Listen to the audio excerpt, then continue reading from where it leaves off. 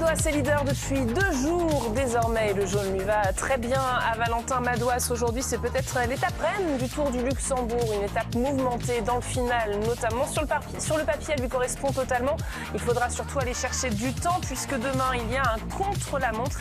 Il y a d'autres favoris qui sont très forts dans cet exercice. On est ravis de vous retrouver comme tous les jours et jusqu'à samedi sur le plateau de Ça va frotter pour continuer à suivre le Tour du Luxembourg tous ensemble. On va les saluer d'un seul coup et tous en cœur. Bonjour Christophe, Cédric et Patrick. Bonjour Claire, bonjour à tous. Ah, c'est pas mal ça. Je crois qu'on a trouvé la bonne formule. C'est rapide, c'est efficace et tout va bien. Je l'ai dit, donc cette étape sera peut-être l'étape reine aujourd'hui, Patrick. Je vous balance la balle tout de suite. On va regarder ce profil ensemble parce que la fin de l'étape notamment nous intéresse. Oui, effectivement. Alors l'étape reine, je ne sais pas, mais en tout cas l'étape la plus longue. Ça, c'est une certitude. La plus longue avec un dénivelé qui est quand même assez intéressant puisqu'on a approximativement 2500 mètres de dénivelé. Un départ de Rosport, on est dans le nord du Grand-Duché du Luxembourg et dès le départ il y avait une bosse du côté de Montpatch, mais elle n'était pas répertoriée. Non, la première répertoriée c'était la côte de Michelsberg. Et ensuite, donc, effectivement, dans le final, mais ça va très vite, là, dans le final, eh bien, on a un circuit, on va dire que dans les 60 derniers kilomètres, on a 3 côtes classées hors catégorie, mais surtout, effectivement, les 2 dernières qui sont situées dans les 10 derniers kilomètres, 10-12 derniers kilomètres. Et c'est là que tout va se jouer. On va aller tout de suite voir Théo Barbet-Duquil pour savoir si lui aussi pense que tout va se jouer là-bas avec Dorine Jarnias. Bonjour Théo, visiblement c'est l'étape reine, c'est l'étape que tout le peloton attend. Oui, bonjour Claire, vous savez que nous on est au Luxembourg depuis lundi, on était à l'hôtel des équipes et on a pu un petit peu discuter avec les directeurs sportifs et tous nous citaient cette étape-là comme la plus propice pour faire des différences. Et ce qui était un petit peu marrant ce matin, c'est que certains des rouleurs évidemment que l'on a interrogés, eux voyaient ou en tout cas espéraient un sprint comme celui de mardi, et puis des équipes comme celle de Valentin Madouas, évidemment lui il veut 40 secondes pour demain de marge, et l'équipage G2R notamment veulent eux du mouvement. Je vous propose d'écouter Bastien Trochon qui, avec son échappée d'hier, avec les bonifications, est désormais 4e du classement général. Ouais, c'est clair, on a cette chance d'avoir 5 coureurs dans le général. Aujourd'hui, c'est une sacrée journée. On va essayer d'être le plus dans le temps des meilleurs aujourd'hui et de rester placé pour le général. Après, il y a le chrono demain. Donc voilà, on a des bons coureurs pour le chrono aussi. On va essayer de s'accrocher. C'est sûr qu'il y a des rôles prédéfinis. Il y en a qui sont plutôt désignés pour prendre l'échappée. Et puis, on a une bonne tactique de course pour le final. Donc on verra si ça se passe comme on veut. On va continuer justement à voir ce classement général aujourd'hui, après 2 étapes aujourd'hui, classement général qu'on a un peu réduit aux favoris, tableau général donc par rapport aux favoris aujourd'hui. On vous a parlé de ce sprint de la première étape remporté par Valentin Madouas, pas vraiment en sprint, d'ailleurs plutôt en solitaire pour Valentin qui était sorti. Mais on va regarder les écarts déjà et des coureurs qui nous intéressent, les coureurs qu'on va pointer ensemble. Alors, est-ce qu'il arrive? Est-ce qu'il arrive pas? Est-ce qu'il arrive? Est-ce qu'il arrive pas? Non, il n'arrive pas. Il va arriver. Alors, qui on met dans ses favoris, justement? Eh bien, on met bien sûr Madouas, on met Trentin, qui est 3e pour l'instant à 8 secondes, Sénéchal également, Benjamin Thomas, parce qu'il y a le chrono demain à 18 secondes déjà, et puis donc, dans le même temps, on a Dorian Godon, on a Ciccone, on a Maïka, notamment, qui sont présents ici. Ça, c'est pour ouvrir un thème, parce que Valentin Madouas, aujourd'hui, est en jaune au départ. Sera-t-il toujours en jaune ce soir? Messieurs, ma première question, elle est simple. Qui voyez-vous être en jaune ce soir, Christophe? Schelmose. Cédric. Madouas. Patrick. Non, je pense que Benjamin Thomas est pour moi le coureur qui peut faire ça. Ça veut dire qu'on a dans vos 3 scénarios une course de mouvement. Oui, obligé, parce que Valentin Madouas a de l'avance sur les 2 coureurs qu'ont cité Patrick et Christophe. Donc ils sont obligés d'arriver soit en solitaire, soit avec d'autres coureurs que Valentin Madouas. On écoute Benjamin Thomas? On écoute Benjamin Thomas. Allez, c'est pas votre favori à vous quand même. Non. Moi, j'ai pu me tester un petit peu sur les deux premières journées. Le premier jour, il m'a manqué un petit peu pour répondre à l'attaque de Valentin. Et il était clairement le plus fort. Donc aujourd'hui, s'il a les mêmes jambes, il devrait faire la différence dans la dernière montée. Après, voilà, il y a encore 8-9 km de plat pour rejoindre l'arrivée. Donc moi j'espère résister dans un groupe derrière et puis piéger des rouleurs et essayer de déjà faire une première sélection. Et après on verra, on fera le point ce soir, mais ça va être, il va y avoir des attaques dans les 2 dernières montées, c'est sûr. Claire, celui qu'on va suivre, c'est Valentin Madois. Ouais, moi je vais changer de favori. Hein. Non, finalement je prends plus Benjamin Thomas, je viens de l'entendre, là non. Je vais prendre Valentin Madois. Vous l'aviez pris parce qu'il a une pointe de vitesse, Benjamin, c'est aussi ça, vous comptiez sur ça à la fin? Oui, mais parce que tout le monde l'attend pour le chrono et je me suis dit, moi je pense qu'il me paraît très en forme. Bon voilà, je pense qu'il peut être parmi les meilleurs et effectivement il peut prendre des bonifs à l'arrivée grâce à sa pointe de vitesse. Mais il n'y croit pas lui-même. Mais il cache peut-être son Je vais jeu. en prendre un autre. Non mais c'est bizarre comme déclaration quoi. Il est un peu sur la défensive alors que... Ah, mais il y a le chrono demain en même temps. Il pense au chrono demain, oui. Il sait que demain. En tout cas, il ne se voit pas en jaune ce soir. Non, pas ce soir. Contrairement à Patrick Chassé. Pas contrairement à Patrick. Et on se fera un plaisir Décourageant, franchement. Et on se fera un plaisir de le rappeler. Celui qui est toujours en jaune, en tout cas, c'est Valentin Madois. On va l'écouter aujourd'hui parce que visiblement, c'est lui qui aura la plus grosse pancarte. Vous savez qu'on dit avoir une pancarte quand c'est le favori du jour. Elle sera peut-être énorme aujourd'hui. Ouais, c'est une journée difficile, il y a un enchaînement de 2 bosses. Après, elles sont assez courtes, mais elles sont vraiment très raides. Il peut y avoir des grosses différences aujourd'hui et il va falloir être attentif, c'est clair. L'objectif sera assez clair de reprendre un peu de temps sur les spécialistes du contre-la-montre. Et on verra s'il y a une opportunité pour attaquer, on la saisira. Christophe? C'est logique, on en parlait déjà hier. De toute façon, il a besoin, Valentin, de prendre du temps sur Benjamin Thomas, sur Skelmose, peut-être même sur un Dorian Godon aussi. On sait qu'il est moins rapide au contre-la-montre. Demain, il y a 26 km de contre-la-montre, donc il n'a pas le choix. Aujourd'hui, lui aussi, comme les autres, doit se découvrir, doit attaquer, doit continuer à prendre du temps. Théo nous l'a dit, a priori, il avait des infos, mais l'objectif que s'est fixé Valentin Madois, c'est 40 secondes d'avance sur Benjamin Thomas et les autres avant le contre-la-montre de demain. Donc ça lui fait encore 22 secondes à récupérer. Donc si on prend les 10 secondes de bonif à l'arrivée, il faut qu'il arrive avec plus de 12 secondes d'avance sur les autres. Donc, et visiblement, avec offensive. le terrain, c'est possible. Oui, là, mais avec le terrain, c'est complètement possible. Avec son niveau de performance en ce moment aussi, tout s'y prête aujourd'hui pour des attaques. Christophe, on a écouté Valentin Madois, qui est le favori pour le jaune ce soir de Cédric. On a écouté Benjamin Thomas, qui est le favori pour le jaune de Patrick. Il en reste un à écouter. On l'écoute, Skelmose? Allons-y. Allez. Le chrono de demain s'annonce bien pour moi. Les reconnaissances m'ont permis de voir qu'il me conviendrait bien si j'avais les jambes. Alors oui, j'ai eu du mal à me remettre en marche après ma chute, mais j'espère que ça ira mieux aujourd'hui. L'objectif aujourd'hui, c'est surtout de ne pas perdre de temps sur Madois. Je vais faire comme Patrick, je vais changer aussi. Non mais attendez, on s'est trompé. L'étape reine, c'est demain en fait. Non mais non, on parlait du général du Luxembourg qui va prendre le maillot, qui va gagner le général du Luxembourg. Voilà. Ça veut dire quoi? Ça veut dire que personne ne pense À la, que Valentin pédale. Madois va garder son maillot jaune demain soir, en fait. C'est ça? Ouais, déjà, il y a de ça, mais je pense qu'à la pédale, ils ne sont pas confiants pour distancer Valentin Madois. Ça, sur le terrain, Valentin Madois, c'est un pur puncher. Là, on est sur son terrain. Demain, un chrono, c'est moins son terrain, ou même pas son terrain du tout par rapport à Madois, par rapport à Thomas ou à Skelmose. Donc voilà, là, eux, ils veulent limiter l'écart sur Valentin Madois, arriver avec lui, ça serait le meilleur des cas. Et puis demain, essayer de lui prendre le classement en général. Vous avez vu comme il défend bien son non, poulain, mais qu'il a choisi, c'est ce que disent les... Il le défendra moins demain aussi. Mais si on va ouvrir Radio Peloton, puisque c'est par ça qu'on termine nos avant-courses tous les jours, Radio Peloton spécial mondial. Vous en avez l'habitude. Maintenant, on va faire défiler des photos de coureurs que vous connaissez forcément et vous me dites favori, outsider ou hors-jeu. N'oubliez pas que les comptes seront refaits samedi avec une petite pyramide pour savoir qui sera votre favori. À vous de ça va frotter pour le prochain mondial. On y va. On commence par Julien Alaphilippe.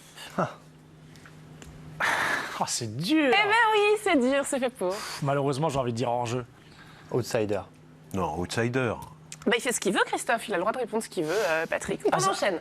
Juste pour les téléspectateurs, nous, on ne sait pas du tout qui va apparaître. Bien sûr, c'est le but, mais c'est le principe de la télé. C'est que normalement, ça s'enchaîne. On dirait moins de bêtises si on savait avant quand même. Ben O'Connor. Ah, outsider. Hors-jeu. Hors-jeu. Narvaez. Outsider. Hors-jeu. Hors-jeu. Jack Stewart. Hors-jeu. Oh non. Hors-jeu. Hors-jeu. Jay Hindley.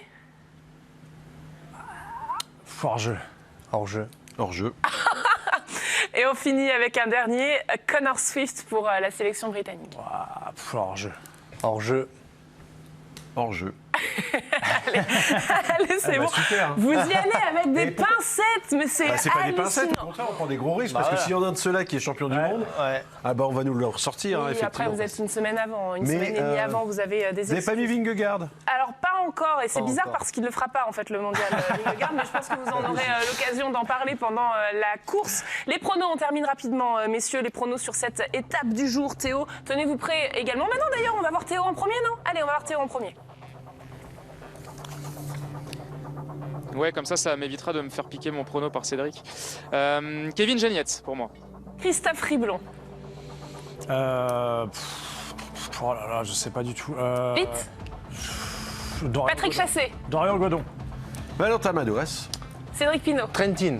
Trentin Matteo de son prénom évidemment. Allez, on file pour le direct de cette deuxième étape. N'oubliez pas qu'on a une magnifique journée encore. Ce sera la Coppa Sabatini aussi qu'on va suivre dans la foulée. Ils sont pas contents, ils vont débriefer pendant le direct.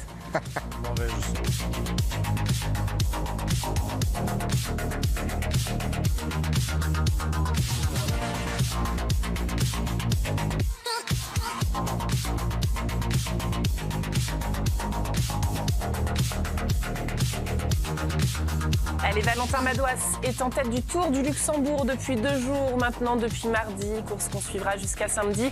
Il a le maillot jaune sur les épaules, mais c'est une étape difficile qui l'attend aujourd'hui. En tout cas, ses adversaires ne parlaient que de lui au départ. On va suivre cette 3e étape en direct dans quelques instants. Le temps pour moi de vous rappeler qu'on est dans une magnifique après-midi de vélo. Hier, vous avez suivi le Tour de Toscane dans la foulée. On avait pris la direction de l'Italie. Eh bien, on va recommencer encore aujourd'hui avec la Coppa Sabatini qui abrite quasiment la même start list que sur le Tour de Toscane. Il y aura Chavez, il y aura Kemna, il y aura Martin, il y aura Lafay, il y aura Bernal, Hirschi, Villermoz, Burgodo, Vlasov et encore, je n'ai pas ajouté tout le monde. N'oubliez pas donc la Coppa Sabatini à suivre dans la foulée. Allez, on prend la direction du Luxembourg. Bien sûr, l'équipe Groupama FDJ est en tête du peloton et il y en a deux même qui sont devant du côté des Français pour cette échappée, dont un qui est incontournable avec une formule incontournable également. Patrick, tiens, je vous laisse la lancer tout de suite ou pas? Attaque de Pierre Rolland, et voilà, c'est fait. Voilà, effectivement. Merci Claire Bricogne. 2 coureurs français. Thomas Delphis pour l'équipe, vous le voyez ici avec le Dossard 13 à droite, pour l'équipe AG2R Citroën. Et puis le 73, Pierre Rolland, oui, l'ancien vainqueur d'étape sur les routes du Tour de France, sur les routes du Tour d'Italie également. Et baroudeur par excellence, puisque c'est un coureur qui a fait plus de 1500 km d'échappée cette saison dans les épreuves du World Tour ou des épreuves Pro Série. C'est une info de Pro Cycling Stat que je retrouve ici et qui est le deuxième parmi ceux qui ont fait le plus de kilomètres, Joël Nicolaou, qui est également dans cette échappée. Joël Nicolaou qui appartient à l'équipe Cara Rural. Il a d'ailleurs avec lui un équipier. Il s'agit de Joseba Lopez. Attention, Nicolaou, il défend ses chances, il défend surtout son maillot de meilleur grimpeur. Et il y a son adversaire direct, le Belge Gelders de l'équipe Bingold, qui est également dans l'échappée. On va y revenir dans un instant. Mais d'abord, le peloton placé sous la conduite des équipiers de Valentin Madouas, Christophe. Là, c'est logique. Tout repose, pour l'instant en tout cas, sur les épaules de cette équipe française, en ce qui concerne le tempo du peloton. Ouais, c'est tout à fait logique, hein, ouais, avec Ludwigsen qui roulait en tête de peloton. Mais oui, on laisse la charge de la poursuite derrière les hommes de tête à la Groupama FDJ. On a laissé partir beaucoup de coureurs quand même. Il y a, on a dit combien? 8, 9 Il y a 9 coureurs devant, c'est énorme. C'est beaucoup à gérer. On n'a pas l'habitude de voir autant de coureurs devant, surtout quand le classement général n'est pas vraiment fait comme ça l'est actuellement. Un mot sur le coureur qu'on vient de voir en gros plan quand même, Lorenzo Germani, qui est un coureur qui évolue en 3e division, en comptiste, un espoir, et qui a été promu dans l'équipe première parce que c'est autorisé. Donc une course avec l'équipe Groupama FDJ. Cette équipe qu'il rejoindra à temps plein la saison prochaine, puisqu'il fait partie des 5 coureurs de la Conti. C'est 5 8. 8, ah oui, il me manque encore. Moi j'en ai déjà noté 5, mais bon, il y en a 8. 8 coureurs de la Conti qui passent dans l'équipe première. Ouais. Ça c'est du jamais vu. Enfin c'est du jamais vu en tout cas chez Groupama FDJ. Même je crois dans l'histoire du cyclisme moderne avec les équipes qui ont des réserves comme Groupama FDJ avec l'équipe continentale. Je crois que c'est la première fois qu'il y a autant de coureurs qui passent à l'échelon supérieur. 8 coureurs. Ah 8 c'est coureurs. Énorme. C'est énorme Patrick. Non, mais les Girondins de Bordeaux ils ont fait ça mais parce qu'ils sont descendus en 2e division, ils étaient obligés de prendre des jeunes. Mais ils sont pas obligés. Il avait le droit de recruter quand même, Marc. Il a recruté dans la maison. Il a recruté au sein même de. C'est qu'il a une génération là, de coureurs qui est excellent, très bon, voire excellent. Et s'il les prend pas, ils vont aller ailleurs. C'est ça. Il y en a même qui vont ailleurs. Hein. Ils ont un sprinter, je crois, l'Australien. Alors je sais plus son nom. Il a l'art de se piéger tout seul. Ouais, j'ai l'art de me piéger tout seul, exactement. Joseph Plowright qui s'en va lui chez Bike Exchange. Mais vous avez tous les autres coureurs. Jensen Plowright qui a gagné une course récemment aussi en Belgique. Donc voilà. Et sinon il y a 8 coureurs de cette jeune formation en passant Grégoire, Martinez. Vous avez Germani, vous avez Paleni, Penouet. Le 8-12 il passe pas encore. Thompson, Watson. Donc voilà. Lorenzo Pitti aussi, il passe aussi aux l'échelon supérieur, donc ça fait 8 coureurs. Donc, et le petit frère Pitcock? Non, je crois que lui, malheureusement, il reste pas. Bon bah voilà. Si vous voulez des infos sur la Conti, vous demandez à Cédric Pinault. Non, il suffit de chercher un peu sur internet, c'est vrai qu'il y a suivre sur les réseaux. Il y a de plus en plus d'équipes qui ont, pour pas dire maintenant une majorité, en tout cas une grande partie des équipes du World Tour qui ont une équipe réserve qui évolue en continental. En France, AG2R Citroën a ça depuis très longtemps également avec Chambéry 23, Cyclisme Formation. Mais Chambéry Cyclisme Formation, c'est ça. Mais bon, ils font passer, on va dire, un coureur ou deux de l'équipe réserve. Et c'est ce que faisait d'ailleurs dans le passé, même si la Conti n'existe pas depuis très longtemps. Après, il y a une petite différence quand même à préciser, Patrick, entre l'équipe Chambéry Cyclisme Formation, qui sont en U23, qui ne sont pas le statut professionnel. Ils ne sont pas professionnels, ils ne courent pas en continental. Ils ne courent pas en continental. Donc, alors qu'à continental de la groupe FDJ, ils ont le statut professionnel. C'est une équipe de 3e division qui est invitée sur toutes les courses, bien sûr, où elle peut postuler, mais on ne peut pas courir avec les deux équipes sur la même course. On ne peut pas avoir la World Tour et la Continentale, par exemple, au Grand Prix d'Isberg qui va avoir lieu dimanche. Alors qu'ils pouvaient. D'accord. Et en ce qui concerne, et on parlait tout à l'heure d'être promu dans l'équipe première, comme c'est le cas de ce coureur italien Germani sur les routes du Tour du Luxembourg, on ne pourrait pas, Vincent Lavenu ne pourrait pas faire, monter une équipe un coureur, de Chambéry. Il faut qu'il le fasse passer stagiaire en fin d'année, mais il peut pas tout au long de l'année aller piocher dans son équipe réserve pour essayer certains coureurs. Et vice versa, un coureur de l'équipe World Tour peut aller courir avec l'équipe continentale. Ça se fait. Je sais pas si ça se fait. Si, ça s'est déjà fait. Il y a l'an passé, il y a Sébastien Reichenbach qui avait été faire une course de niveau inférieur, une classe 2, je crois même, avec l'équipe continentale. D'accord. C'est bien, vous suivez? Ça, je savais pas si c'était. Il est en train de nous apprendre 2-3 trucs et là il nous dit c'est bien, vous suivez. J'espère que vous en avez profité parce que là, ça y est, après on n'en saura plus rien. Là, 70 derniers kilomètres, c'est vrai qu'il nous apprendra plus rien. Je me tais maintenant. Allez, on va s'intéresser à l'échappée. Là, il nous a vexé quand même. On va s'intéresser à l'échappée. L'échappée de 9 coureurs. Attention, c'est une échappée sérieuse. Alors, Cararoual, je vous disais, Nicolas, vous le voyez avec le maillot rouge et blanc, le maillot de meilleur grimpeur. Son équipier, Josepa Lopez, est juste dans son sillage. Le dossard 181, eh bien, c'est le Belge Théo Bonnet. On parlait de Thomas Delphis pour l'équipe AG2R Citroën. C'est lui qui est en train de remonter maintenant. Le 81, c'est Gilles Gelders qui était échappé, rappelez-vous, le premier jour. C'est ce qui lui avait d'ailleurs permis de prendre durant 24 heures la tête du classement de meilleur grimpeur. Pierre Rolland est également dans cette échappée. On l'a dit, le coureur, le baroudeur de l'équipe BNB Hôtel KTM. Et puis également dans cette échappée, Felipe Orts, un Espagnol de la formation Burgos. Et j'ai oublié de vous citer Echeverria. Alors Echeverria, il y en a deux. Il ne faut pas se tromper, c'est Azier. Non, c'est Azier, oui, je me trompe. Echeverria de l'équipe Euskaltel qui est bien présent dans cette échappée.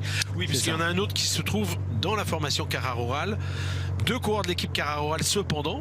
Oui. C'est l'équipe la mieux représentée dans cette échappée. Elle est la seule à compter 2 éléments. Et j'ai oublié de vous citer le Norvégien Sindre Kulset de la formation UNOX. Ouais, c'est une belle échappée, 9 coureurs. On le dit déjà depuis le départ de ce Tour du Luxembourg. C'est des équipes, toutes les équipes sont composées de 6 coureurs au départ de cette course. Et là, quand vous avez 9 coureurs qui s'échappent, pour une équipe qui doit contrôler à elle seule, comme c'est le cas pour la groupe 1 FDJ, on est obligé de s'employer quand même fortement. L'écart est monté tout à l'heure un peu plus tôt dans la course à plus de 4 minutes. Donc voilà, on laisse beaucoup d'énergie. Clément Davy, que vous avez ici en première position, roule lui déjà depuis 3 jours en tête.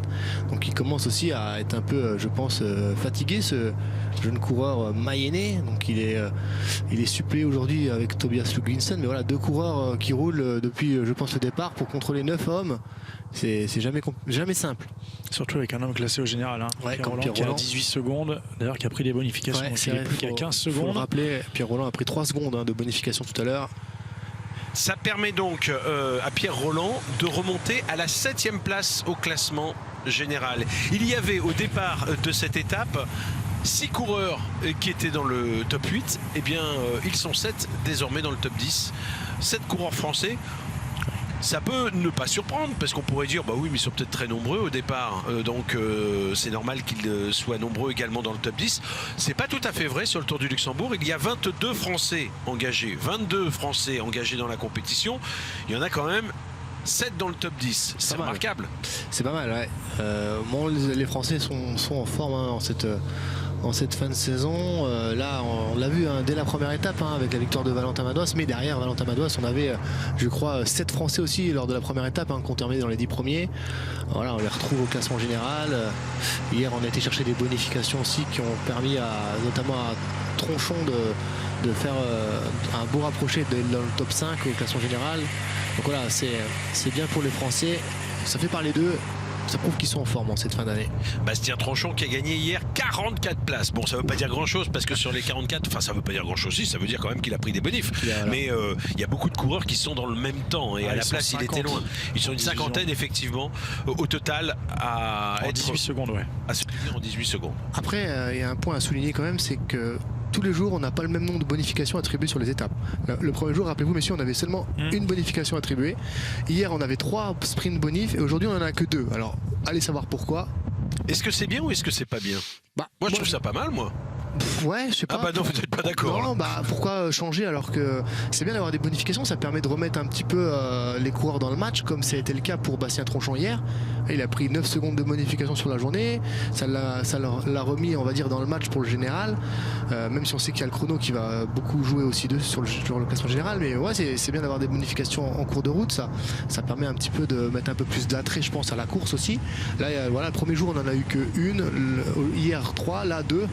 Donc demain on sait qu'on n'en aura pas de bonification, ça c'est sûr. Non, c'est ça le contre-la-montre. Donc il restera encore une étape, la dernière étape, après le contre-la-montre, l'étape de samedi. Qu'il ne faudra pas sous-estimer. Et là, on en aura 2. Encore 2 fois 2 sprints intermédiaires donc sur cette dernière étape. Qui seront dans le final. Mais effectivement, moi je suis d'accord avec Cédric, je trouve ça intéressant de mettre des bonifications, en mettre 3, je trouve que c'est bien. Après, à voir où on les met, mais souvent une en début d'étape, ça crée un peu du mouvement, ça augmente la difficulté pour l'échappée de se développer. Et puis, comme la semaine dernière sur le Tour de Grande-Bretagne, je trouvais que les bonifications étaient quand même très bien placées. Souvent, elles étaient dans le final, voire même dans les 10 derniers kilomètres. Donc voilà, ça donne quand même de l'attrait à la course. Ça oblige les coureurs qui veulent jouer le classement général à se dévoiler un peu, à se dévoiler plus tôt, peut-être à lancer des offensives aussi un peu plus tôt. Donc j'aime bien aussi ce mode de course avec des bonifications en cours de route et à l'arrivée. Bah là, la dernière aujourd'hui sera située à 20 km de l'arrivée, donc on peut peut-être penser que le peloton pourra se disputer la bonif, mais avant tout il faudra quand même revenir sur les 9 coureurs qui sont échappés. Oui, 9 coureurs échappés. On rappelle que le premier jour ils étaient 6 échappés. D'ailleurs rapidement il n'était plus que 5. Et hier 8. On avait 8 coureurs. Là on fait encore mieux, 9 coureurs. 9 coureurs. Vous voyez l'équipe Groupama FDJ, c'est elle en quelque sorte qui peut être pénalisée par une échappée fournie, parce que c'est elle qui assume le poids de la poursuite, étant donné qu'elle a un leader qui a l'ambition de remporter le classement général dans son effectif. Maintenant, en ce qui concerne les 9 coureurs, bien sûr, on vise la victoire d'étape. Le seul qui est dangereux, c'est Pierre Rolland. Les autres sont relégués à plusieurs minutes. Pierre Rolland, rappelons-le, a pris 3 secondes de bonification et donc vient se replacer à 15 secondes au classement général en 7e position. Et puis il y avait des points également à prendre au début de cette étape avec la côte de Mikkelsbjerg qui est intervenue après une quarantaine de kilomètres. Et c'est donc Joël Nicolaou qui a conforté son maillot de leader, vous le voyez avec le dossard 106 sur cette image. Il est passé en tête et Gelders, lui, a dû se contenter, je crois, de la 3e place. Il n'a pris qu'un point. Oui, Vous le voyez, l'écart augmente, il y avait 5 points, il y en a 7 désormais entre les deux coureurs, au profit de l'Espagnol Nicolaou. Allez, je vous propose de laisser cette échappée quelques instants, 2 minutes 30 d'avance sur le peloton. On tourne une page de publicité, on vient juste après avec Christophe Riblon et Cédric Pinault.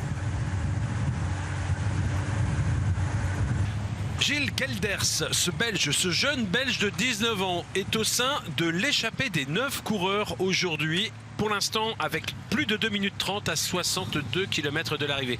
C'est une échappée très intéressante. Et pas seulement parce qu'il y a dans cette échappée 2 coureurs français. Vous voyez ici Pierre Rolland avec le dossard de 73, mais il y a également Thomas Delphis de la formation AG2R Citroën. Non, cette échappée, elle est intéressante parce qu'il y a beaucoup de coureurs, 9 coureurs. 9 coureurs, c'est plus que n'en compte l'équipe qui roule à la poursuite de cette échappée, l'équipe Groupama FDJ. Alors on sait bien qu'on ne met pas quand on doit contrôler une échappée et qu'on a l'équipe du leader, on ne met pas bien sûr tous les coureurs de cette équipe à rouler derrière l'échappée, on en met un seul, mais c'est quand même pour vous dire que le match est un peu déséquilibré en faveur, tant en tout cas que l'on aura une seule équipe à l'avant du peloton, le match est tourne plutôt en faveur des échappés. Les échappés qui ne forcent pas pour autant l'allure, parce que évidemment il faut pouvoir s'économiser jusqu'à la fin de cette étape, être capable d'accélérer dans le final. D'autant, Cédric, qu'on est vraiment sorti dès les premiers kilomètres en ce qui concerne ces 9 coureurs. Exactement, on est sorti dès le coup de départ, hein. Dès le baisser du drapeau, pardon, on est sorti à 9 coureurs. Il n'y a pas eu de bataille comme pouvaient l'espérer certains coureurs ou comme peut-être des équipes l'avaient envisagé. C'est vite parti. On s'est vite retrouvé à 9 et on a vite pris une belle avance aux alentours des 4 minutes et depuis l'équipe groupe 1 FDJ contrôle cette échappée. On sent devant hein, qu'on gère aussi hein. Si on veut piéger le peloton dans l'échappée, il faut absolument gérer, économiser son effort, donc voilà, on gère, on n'accélère pas, mais je pense que arriver à aller peut-être à une trentaine de kilomètres de l'arrivée avant les 2 dernières ascensions qui sont vraiment difficiles, je pense que dans l'échappée il faudra mettre un grand coup de vis si on veut définitivement piéger le peloton. On vous rappelle que l'étape aujourd'hui est différente de celle d'hier dans le sens où les difficultés de la fin de parcours risquent de sourire aux punchers de ce peloton ou des échappés si cette échappée est encore aux avant-postes. Rien à voir avec l'étape d'hier qui était plus propice à une arrivée au sprint. Revenons d'ailleurs sur cette arrivée d'hier. Si vous n'étiez pas devant votre poste de télévision ou devant votre écran d'ordinateur, et bien voilà à quoi ressemblait effectivement le sprint de l'étape d'hier. Qui veut le commenter ce sprint avec la formation UAE qui régentait le sprint pour Matteo Trentin? Ouais, la formation UAE qui a parfaitement manœuvré hier hein, sur le final. Matteo Trentin qui était très bien emmené. On aperçoit Florian Sénéchal hein, qui est juste dans la roue de Matteo Trentin avec son maillot bleu, blanc, rouge. On a les coureurs de l'équipe Alpecin aussi qui viennent se replacer sur le côté droit.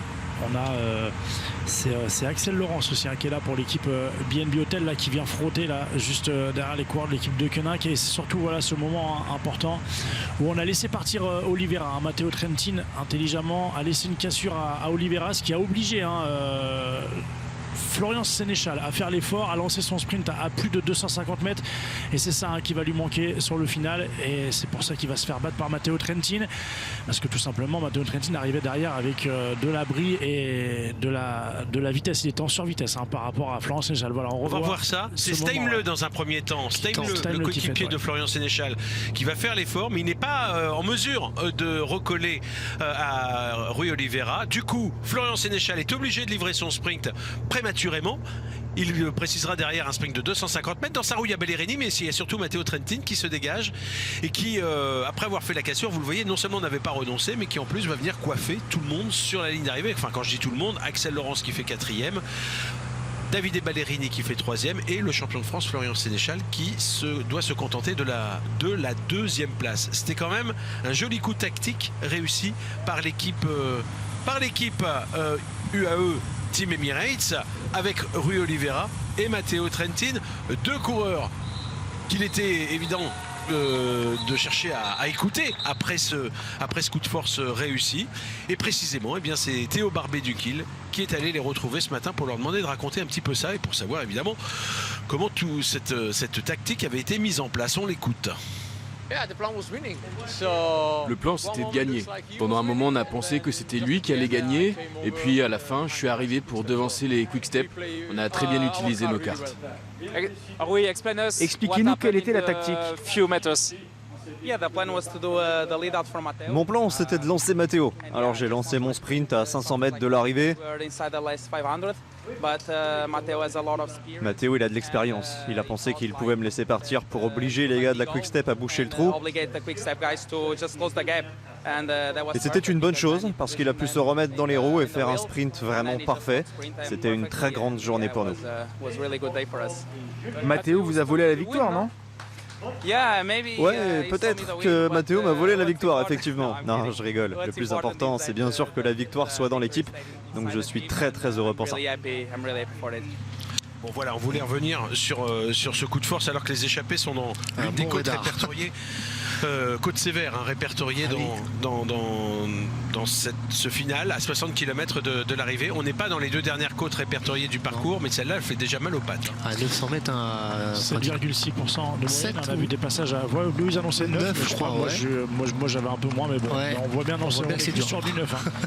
Bon, après, on annonçait même un passage à 20%. Bon, je suis pas sûr qu'on l'ait eu. Non, peut-être pas, mais il y a une belle pente en tout cas. En tout cas, il y a bien 9-10% de moyenne et encore 500 mètres. C'est peut-être un peu le replat là, c'est pour ça que la pente moyenne est peut-être un peu faussée parce que là on a un bon replat 500 mètres du sommet, ça va être un peu moins dur, j'ai l'impression là.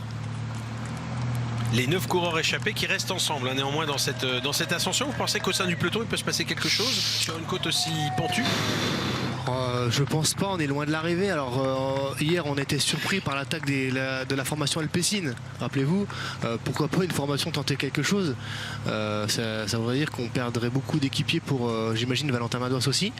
Parce qu'il y a quand même 2 coureurs qui roulent depuis le début. Enfin voilà, il y a peut-être quelque chose à faire, mais le problème c'est qu'on est loin de l'arrivée. Et puis les prochaines difficultés après celles-ci sont loin aussi, hein. Enfin, elles sont plus proches de l'arrivée. Donc on a un temps mort entre guillemets entre cette montée là que vous avez et la prochaine de pratiquement 40 km quoi. On a la réponse, Patrick, à l'image.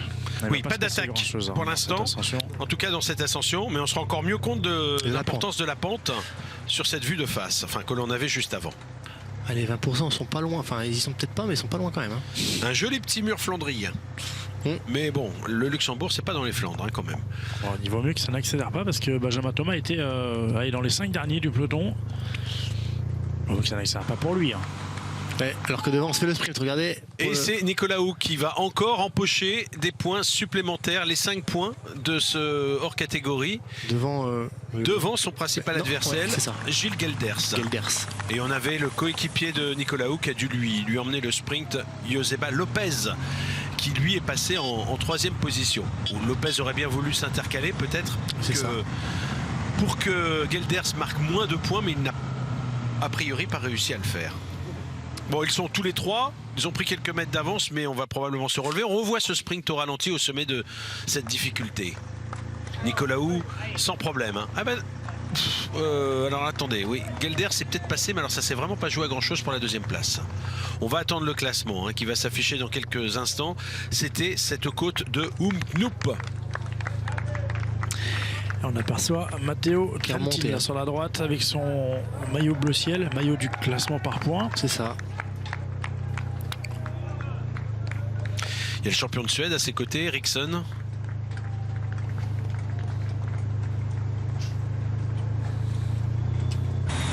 Et on revient sur la tête de la course avec Nicolas Hou, le meilleur grimpeur de ce Tour du Luxembourg.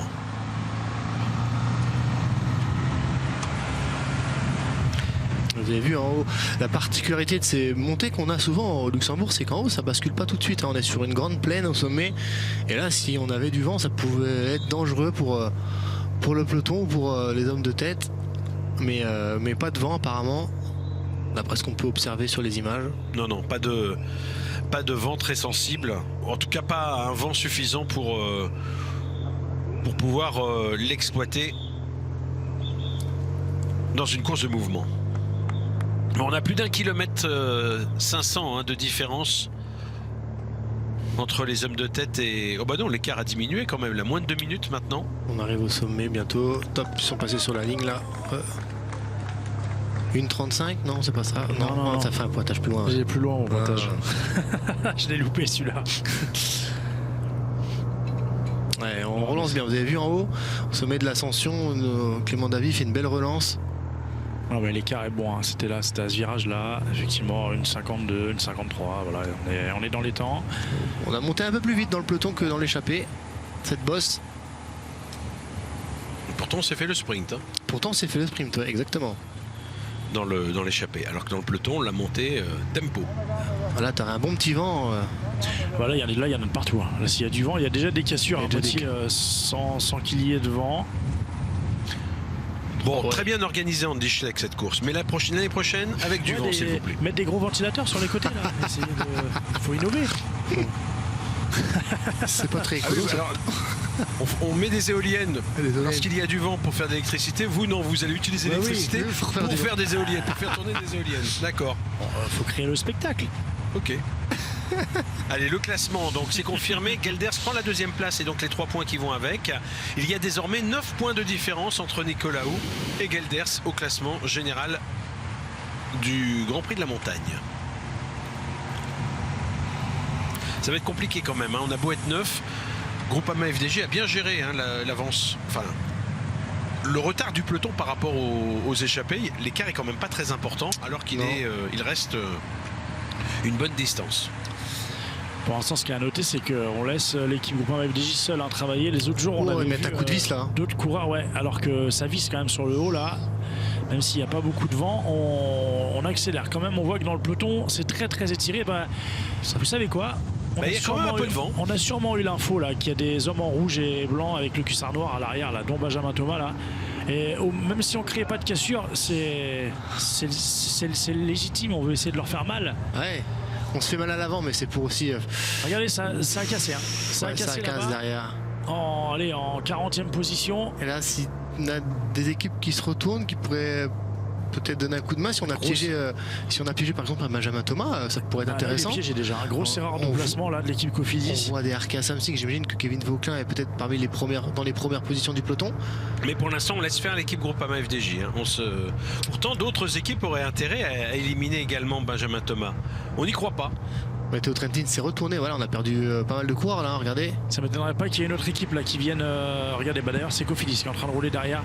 Ça m'étonnerait pas qu'il y ait une autre équipe qui vienne prendre le relais là de la Groupama FDJ. Ouais, il fallait le faire rapidement parce que je pense qu'ils vont réussir à rentrer quand même. Mais au prix d'un bel effort. On dit qu'il n'y a pas de vent, mais c'est vrai que la cime des arbres ne bouge pas. Mais les éoliennes tournent quand même. Il y a quand même un peu de vent. Ouais. Hugo Hofstetter, Alessandro Verret pour l'équipe Arkea Samsic à l'arrière. Bon non, personne ne vient les aider.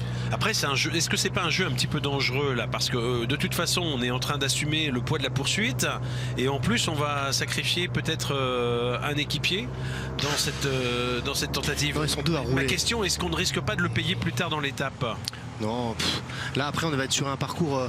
Là les deux coureurs que vous avez en tête pour la Groupama FDJ, Tobias Ludvigsson et Clément Davy, déjà sont deux bons rouleurs, hein, spécialistes du chrono à la base, donc ils savent bien gérer leurs efforts sur ce style d'effort, on va dire. Et là il leur reste 40 km, même pas on va dire, avant de s'écarter au pied de l'avant-dernière montée. Hein. Caméra embarquée dans l'échappée. Dans l'échappée, ici avec Nicolaou, avec Pierre Roland, que vous apercevez sur le vélo de Joseba Lopez, le coéquipier de Nicolaou.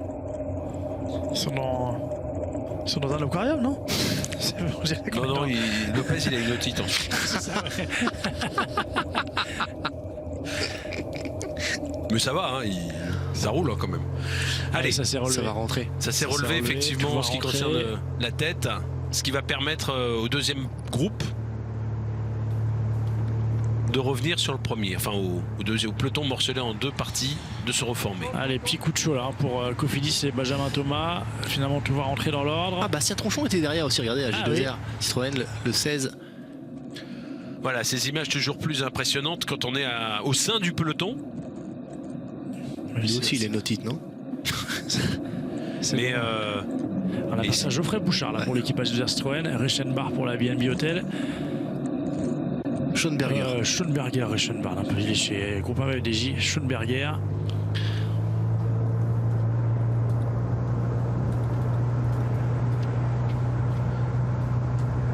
c'est rare d'avoir des images comme ça en direct. En général, ce sont des images enregistrées.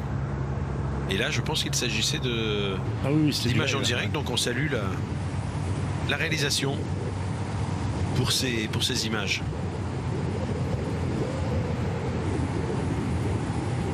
Allez, tout est rentré. Tout est rentré, mais l'alerte, voilà. Enfin, premier coup de semonce, on va dire. Faudra rester vigilant, même si, encore une fois, le vent n'est pas suffisamment fort pour peut-être favoriser ce type de tentative de prendre en défaut des coureurs mal placés. Sinon, bien sûr, d'autres équipes auraient profité de cette brèche et seraient venues prêter main forte à l'équipe de Valentin Madouas. Bon, dans l'échappée, en tout cas, c'est une autre histoire. On roule régulièrement. On a bien constaté quand même que le peloton s'était rapproché, puisqu'à plus de 50 km, il y a moins d'1 minute 30 désormais d'avance pour les 9 coureurs de tête. Je vous rappelle la composition de cette échappée. Le coureur de l'équipe Burgos, ici, c'est Felipe Orts. C'est l'un des 4 coureurs espagnols présents dans cette échappée. À l'arrière, vous avez le maillot orange d'Asier Echeverria et vous avez les 2 coureurs de Carrarora, Joseba Lopez et Joël Nicolaou. Et puis également 2 Français. Thomas Delphis, le fils de Jean-Pierre Delphis, ancien coureur professionnel, déjà à l'époque sous la direction de Vincent Lavenu. Thomas Delphis est son fils donc, et l'autre coureur français c'est Pierre Roland de l'équipe BNB. Et puis également 2 coureurs belges, Gilles Gelders de l'équipe Bingol et Théo Bonnet, le belge Théo Bonnet, qui hier avait franchi en bon dernier la ligne d'arrivée. C'est une belle réaction. Hier lâché, aujourd'hui dans l'échappée. Ça rime en plus. Mais qu'est-ce que vous croyez? C'est du boulot. C'est du travail. Ça. À noter, vous avez parlé qu'il a terminé bon dernier. On a, depuis le départ de ce Tour du Luxembourg, 3 coureurs qui ont abandonné. On a 3 coureurs en tout qui sont plus sur la course, dont le français hier, Gabriel, le coureur de la formation Burgos. Gabriel Müller. Müller, pardon, oui, je crois que c'était son nom de famille, c'est Gabriel Müller. C'est vrai qu'on connaît certains Français évidemment qui courent dans des équipes étrangères. Un certain nombre seront présents sur le championnat du monde, mais il y en a aussi dont on ne parle pas et qui sont partis trouver bonne fortune à l'étranger. C'est le cas de ce Français qui n'est pas un petit jeune. Gabriel Müller, il est âgé de 36 ans.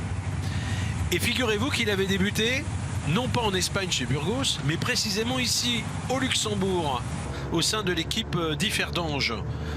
C'était en 2019, puis il est parti chez Cambodia en 2020 et l'année dernière il a signé au sein de la formation Burgos BH, équipe au sein de laquelle il est resté encore cette saison.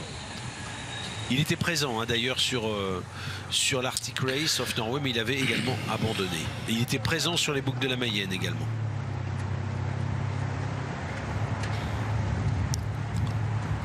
On a perdu 1 minute pratiquement dans cette histoire-là, depuis le sommet, à peine 1 minute, parce que l'écart était pratiquement à 2 minutes. 2 minutes au sommet, donc on a perdu pratiquement une petite minute pour les échapper depuis l'accélération de la Groupama FDJ. Allez, ce qui roule toujours en tête de ce peloton, cette équipe dont le leader, rappelons-le, est Valentin Madouas, leader depuis sa victoire le premier jour. Il a conservé hier son maillot jaune. Et il espère bien le conserver et pourquoi pas accroître son avance en tirant profit des côtes qu'il y a dans le final de cette étape. On n'y est pas encore. On va tourner une page de publicité et ensuite justement on fera le point en tout cas sur cet écart par rapport à l'échappée.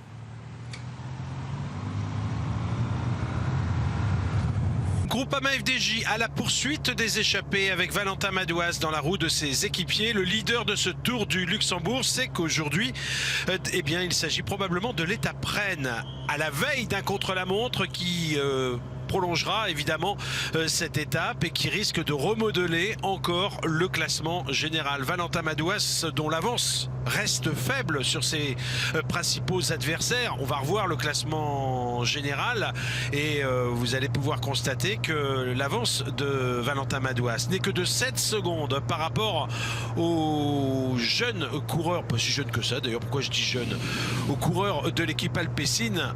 Sjord Bax qui est en deuxième position, c'est lui d'ailleurs qui avait pris la deuxième place lors de la première étape.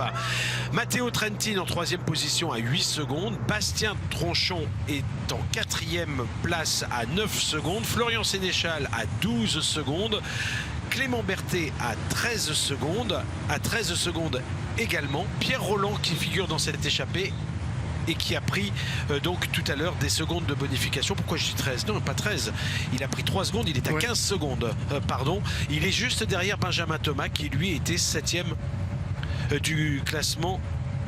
Non, devant Benjamin Thomas qui était 7e du classement ce matin. Voilà donc en ce qui concerne les premiers du classement. On notera d'ailleurs qu'un autre coureur de BNB Hotel est dans le top 10, c'est le français, le vététiste Victor Koretsky qui lui aussi défend sa place. Et puis on le sait, hein, beaucoup de coureurs sont à 18 secondes, on va dire entre la 8e place et la 50e place. Voilà donc en ce qui concerne ce point sur le classement. On a donc cette échappée, 9 coureurs partis dès le début qui présentent un seul véritable danger, celui représenté par la présence de Pierre Rolland aux avant-postes. Pierre Rolland qui fait partie de ces coureurs qui étaient donc à 18 secondes et donc désormais à 15 secondes. C'est la raison pour laquelle on n'a jamais laissé la moindre marge de manœuvre à cette échappée. Un petit peu comme hier, rappelez-vous, avec la présence de Bastien Tronchon de l'équipe AG2R Citroën qui lui aussi a profité des bonifications pour venir se replacer. Et puis ensuite, eh bien, on a vu l'échappée se disloquer, tout simplement parce que la présence de Tronchon était un peu gênante. Ça n'a pas empêché un groupement général. Est-ce qu'on risque d'assister au même scénario aujourd'hui? C'est possible. C'est possible. Hein. Je pense que là, ça va devenir gênant aussi d'avoir Pierre Rolland. On voit le peloton qui reste à 1 minute 40 derrière.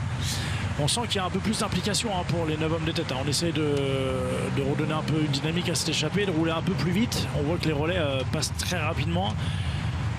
Malheureusement, on voit bien que, bien entendu, l'équipe Groupama FDJ n'a pas du tout intérêt à laisser partir cette échappée pour Pierre Rolland. Mais au final, quand on y réfléchit, je suis pas sûr que ça change grand-chose.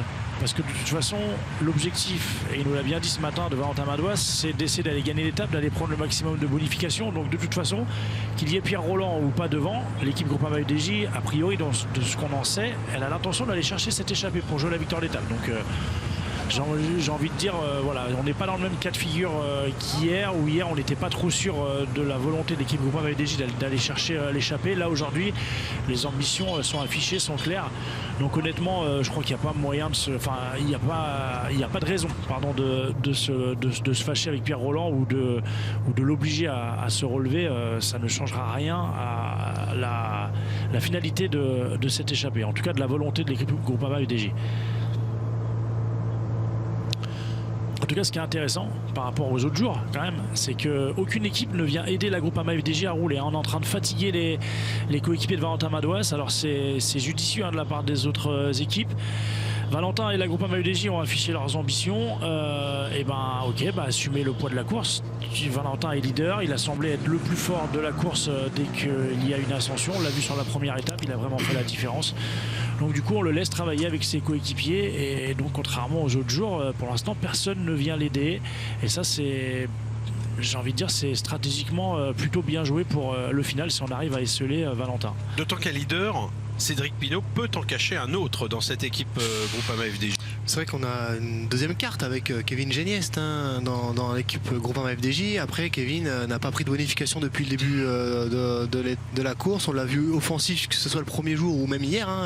Hier, il avait tenté d'attaquer dans les hommes de tête, rappelez-vous, dans le final, pour revenir en tout cas sur des coureurs qui avaient attaqué. Derrière Dorian Godon notamment, il avait tenté de sortir aussi, Kevin Geniest.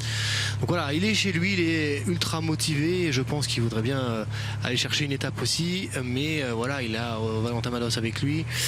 Voilà, c'est deux. On peut jouer sur deux tableaux au sein de la Groupama FDJ. Valentin a 18 secondes d'avance entre guillemets sur son coéquipier Kevin Geniest. Kevin, je pense, a des meilleures aptitudes au contre-la-montre que Valentin Madouas aussi. Donc pourquoi pas lancer Kevin Geniest dans la bataille, dans le final. Donc voilà, on peut jouer sur deux tableaux, mais bon, Kevin a moins d'avance que Valentin sur des purs rouleurs comme Benjamin Thomas notamment. On est à l'arrière du peloton. Il y a eu tout à l'heure un coup de force tenté. On a profité d'un mauvais placement de Benjamin Thomas, le leader de l'équipe Cofidis. Et du coup, eh bien, l'équipe Groupama FDJ a accéléré en haut de la bosse principale pour tenter de distancer. Mais ça n'a pas duré très longtemps. Finalement, il y a eu regroupement. Théo Bonnet, qui est l'un des jeunes coureurs présents dans cette échappée. Théo Bonnet vient de se faire distancer. Il appartient à cette équipe belge Geofco Dolcini matériel vélo.com, mais là c'en était un petit peu trop. Désormais on n'a plus que 8 coureurs dans le groupe de tête. Je vous disais des jeunes coureurs, ben oui, parce que finalement lui il a 20 ans. On rappelle que Gilles Gelders devant n'a que 19 ans. On a des stagiaires qui sont aussi dans ce groupe d'échappés comme Joseba Lopez, l'équipier de Nicolaou, qui est donc stagiaire dans cette équipe Cara Rural. Et je crois qu'il y a un autre stagiaire, c'est Azir Echeberria, qui lui... Enfin, stagiaire. Non, c'est sa première année pro. Il était stagiaire chez Euskaltel l'année dernière. Il est simplement néo-professionnel. Oui. Et on a Pierre Rolland qui, à l'opposé, lui, est un coureur expérimenté puisqu'il est âgé de 35 ans. C'est le plus expérimenté d'ailleurs au sein de cette échappée, celui qui a gagné le plus grand nombre de courses également au cours de sa carrière. Je vous le disais, bien sûr, l'étape remportée à l'Alpe d'Huez il y a quelques années, l'étape remportée à la Toussuire également, une étape remportée sur les routes du Giro, magnifique succès lui aussi. Bref, on ne présente plus Pierre Rolland. En revanche, on pourrait peut-être s'intéresser à l'un de ses jeunes équipiers, puisqu'on parlait des jeunes, c'est Axel Laurence. Alors il n'est pas dans l'échappée. Axel Laurence se trouve au sein du peloton et pour l'instant il est assez discret sur ce tour du Luxembourg. Hier, j'allais y venir. Même si hier, dans le sprint, il est allé chercher à Chifflange la 4e place. Ça valait bien quand même une petite présentation, parce que j'imagine que beaucoup de téléspectateurs ne le connaissent pas très bien. Et puis surtout, nous on l'a remarqué il y a quelques semaines, lorsqu'il a terminé 2e derrière Wout van Aert, 2e de la Bretagne classique, anciennement appelée le Grand Prix de Plouay. Imaginez un peu, c'était à ce niveau la première fois qu'Axel Laurence s'illustrait et montait et faisait podium d'une course en World Tour.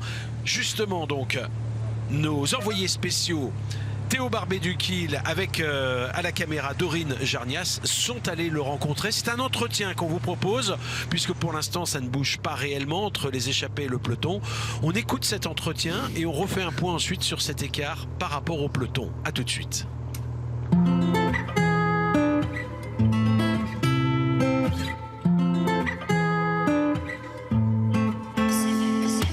Axel, première pour toi ici sur la chaîne L'Équipe. Comment tu te décrirais en tant que coureur professionnel? Est-ce que tu écarquilles encore un petit peu les yeux cette saison? Ouais, je me décris comme un coureur pour l'instant un peu complet. Je me cherche encore. J'essaye tout type de terrain et je vois un peu ce qui me convient. Après, voilà, ça commence à s'affiner un petit peu dans mes recherches, mais pour l'instant, ouais, j'ai encore besoin de me chercher sur différents types de courses. Pour l'année prochaine, est-ce que tu as des pistes, des axes de travail, peut-être en termes de qualité d'entraînement et de volume, peut-être pour la saison prochaine, pour encore passer un petit cap? J'ai déjà bien axé cette année sur les efforts courts. Après, je pense que ça sera toujours un axe important pour moi parce que c'est là où je peux être bon. Et puis bien sûr, il y aura aussi les sprints à peaufiner, voilà, à travailler. Et après, non, ça reste aussi assez global. Voilà, faut progresser un peu dans tous les domaines. Faut faire un peu de vélo de chrono. Faut que je continue en fait à un peu tout essayer, tout faire pour être complet et ensuite travailler les points forts, bien sûr. Est-ce que tu peux un petit peu nous raconter tes premiers pas sur la selle? Alors ça a été très tôt. À l'âge de 4 ans et demi, j'ai commencé par le BMX. Donc là, j'étais le seul de la famille à faire du BMX, mais voilà, ça a été un choix que j'avais envie de faire quand j'étais petit. Et j'en ai fait pendant 8 ans. Et puis ensuite, en parallèle, j'ai commencé un petit peu à faire du cyclocross, un petit peu de course sur route en minime. Et ensuite, voilà, j'ai basculé dans ce côté-là. Et j'ai fait de la piste, du cyclocross, de la route pendant jusqu'à mes années juniors. J'ai fait les trois disciplines. Et voilà, ensuite, c'était plus compliqué en termes de calendrier à faire les trois. Donc j'ai arrêté la piste. Mais voilà, le cyclocross, ça m'arrive tous les hivers d'en faire. C'est quelque chose que j'apprécie aussi beaucoup. Justement, tu t'es un petit peu révélé quand même aux yeux du plus grand nombre il y a quelques jours sur la Bretagne classique. Avec le recul, tu as bien pu digérer cette deuxième place derrière Wout van Aert, on le rappelle? Ouais, c'est vrai que pour moi c'était un peu inattendu. C'était ma première course sur le Tour. Donc c'était en fait limite la veille de la course, je stressais un peu. Je me disais, est-ce que je vais pouvoir finir la course? Après je me disais, non, en fait je cours avec la plupart des gars toute l'année, pourquoi j'en serais pas capable? Et puis voilà, après quand on rentre dans la course, pour moi peu importe le niveau de la course, ça reste une course de vélo comme je le dis. Et ouais, petit à petit, voilà, j'allais étape par étape. Et ouais, quand j'ai vu le public, j'ai dit, wow, c'est vrai qu'il y a du monde. D'habitude, je suis de l'autre côté de la barrière. Et donc là, forcément, ça m'a un peu décuplé les forces et j'avais pas le droit de lâcher. Et bien voilà, vous venez de faire connaissance avec Axel Laurens. Axel Laurens, le fils de, parce qu'il y en a beaucoup dans ce peloton, le fils de Franck Laurens. Franck Laurens qui a été lui aussi coureur professionnel. Et d'ailleurs sa maman également, Manuela Lecaville, elle a été de son côté 3 fois championne de Bretagne. Toujours en cyclisme. C'est la raison pour laquelle quand il disait moi j'ai commencé par le BMX, il n'a pas commencé par la route, mais il est quand même d'une vraie famille de cyclistes. On connaît le vélo dans la famille Laurens apparemment. Oui, effectivement, on connaît le vélo et c'est un vrai produit maison, parce que bon, alors il a débuté à l'EC Kevin, l'entente cycliste de Kevin, pas Kevin, et puis après il est allé au Vélos Vanté, et puis finalement de club en club, il a atterri au Vélo Club Pays de l'Oudéac, qui est, on le sait, la réserve de l'équipe B&B Hotel KTM. Ah, oulala. Trek du changement en tête du peloton. Allez, Trek UAE maintenant qui vient de rouler avec la Groupama FDJ et là on a accéléré, on roule plus vite. Alors Trek, c'est pas surprenant de retrouver l'équipe Trek parce que dans cette équipe on a bien sûr le coureur danois Skjelmose qui est un très bon coureur, aussi bien en montagne on va dire ou sur des parcours punchy que pour le chrono qui ira demain, donc lui il vise vraiment le classement général. Et puis pour la formation UAE c'est un peu plus surprenant parce qu'on n'a pas, peut-être Maïka, mais moi je crois qu'on roule plus pour Trentin parce que Maïka parce que c'est ton favori. Ouais aussi. Non mais Maïka on n'a pas d'infos sur Maïka, on sait pas la condition qu'a le Polonais Maïka après son Tour de France, donc voilà, on a décidé de rouler aussi pour AE parce que l'écart quand même était d'1 minute 50. La Groupama FDJ je pense attendait peut-être aussi un petit peu d'aide. Je vois les coureurs de la formation Quick Step aussi remonter, regardez, il y a un coureur qui remonte, est-ce qu'il va aller rouler aussi ce coureur? On va peut-être avoir aussi la formation Quick Step qui va venir rouler. Donc voilà, on commence à s'activer dans le peloton parce que voilà, l'écart est de 1 minute 45, 33 km de l'arrivée. Dans moins de 20 km, on sera au pied des 2 dernières difficultés de la journée. Donc faut pas laisser encore beaucoup de marge à cette échappée. Et puis surtout que là on a relaissé un peu de temps, on est remonté à quasiment 1 minute 50. On a laissé un peu de marge à l'échappée, donc effectivement il faut réagir et puis il faut essayer de réagir, il faut essayer de ramener au plus proche avant les 2 ascensions sur le final dans les 15 derniers kilomètres. Mais pas leur laisser trop d'avance à ce moment-là, parce qu'on le sait, s'il y a un trop grand trou à boucher derrière, on est plutôt hésitant à sortir dans le peloton. Et bien Quick Step qui va venir rouler aussi, on va avoir 4 équipes maintenant en tête de peloton pour rouler. Pour information, UAE, c'est le coureur, il me semble, colombien.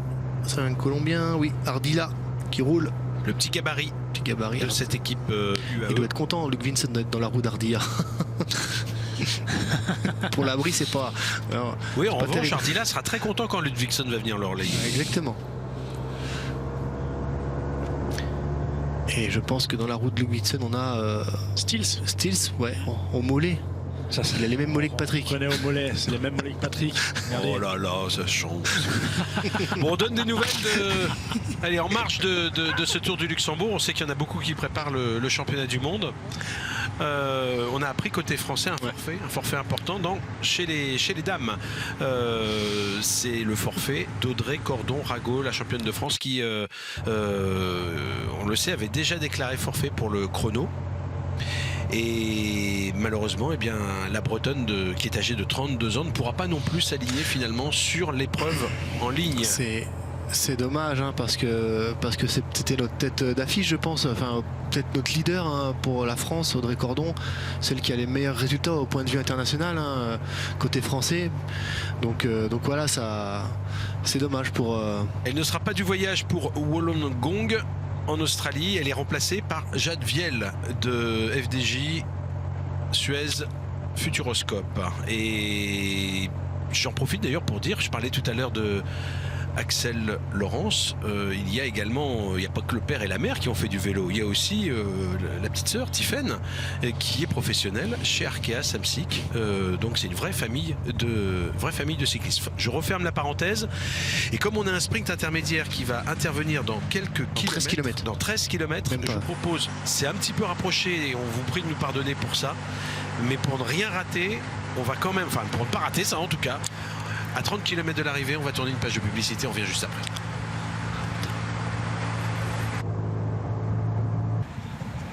Les 25 derniers kilomètres avec 8 coureurs qui sont échappés et le peloton lancé à leur poursuite. Dans ce peloton, 3 équipes se relaient. L'équipe Trek Segafredo, la formation UAE Team Emirates et la formation Groupama FDJ. Trek Segafredo pour Skelmoz, UAE pour Matteo Trentin et Groupama FDJ pour Valentin Madouas, le leader de la course. Ces équipes sont en train de réduire l'écart puisque l'écart, vous le voyez, est passé sous la minute désormais. Moins d'une minute, et il y a quelques instants d'ailleurs une image qui rend parfaitement compte de la tension qu'il y a désormais dans le peloton.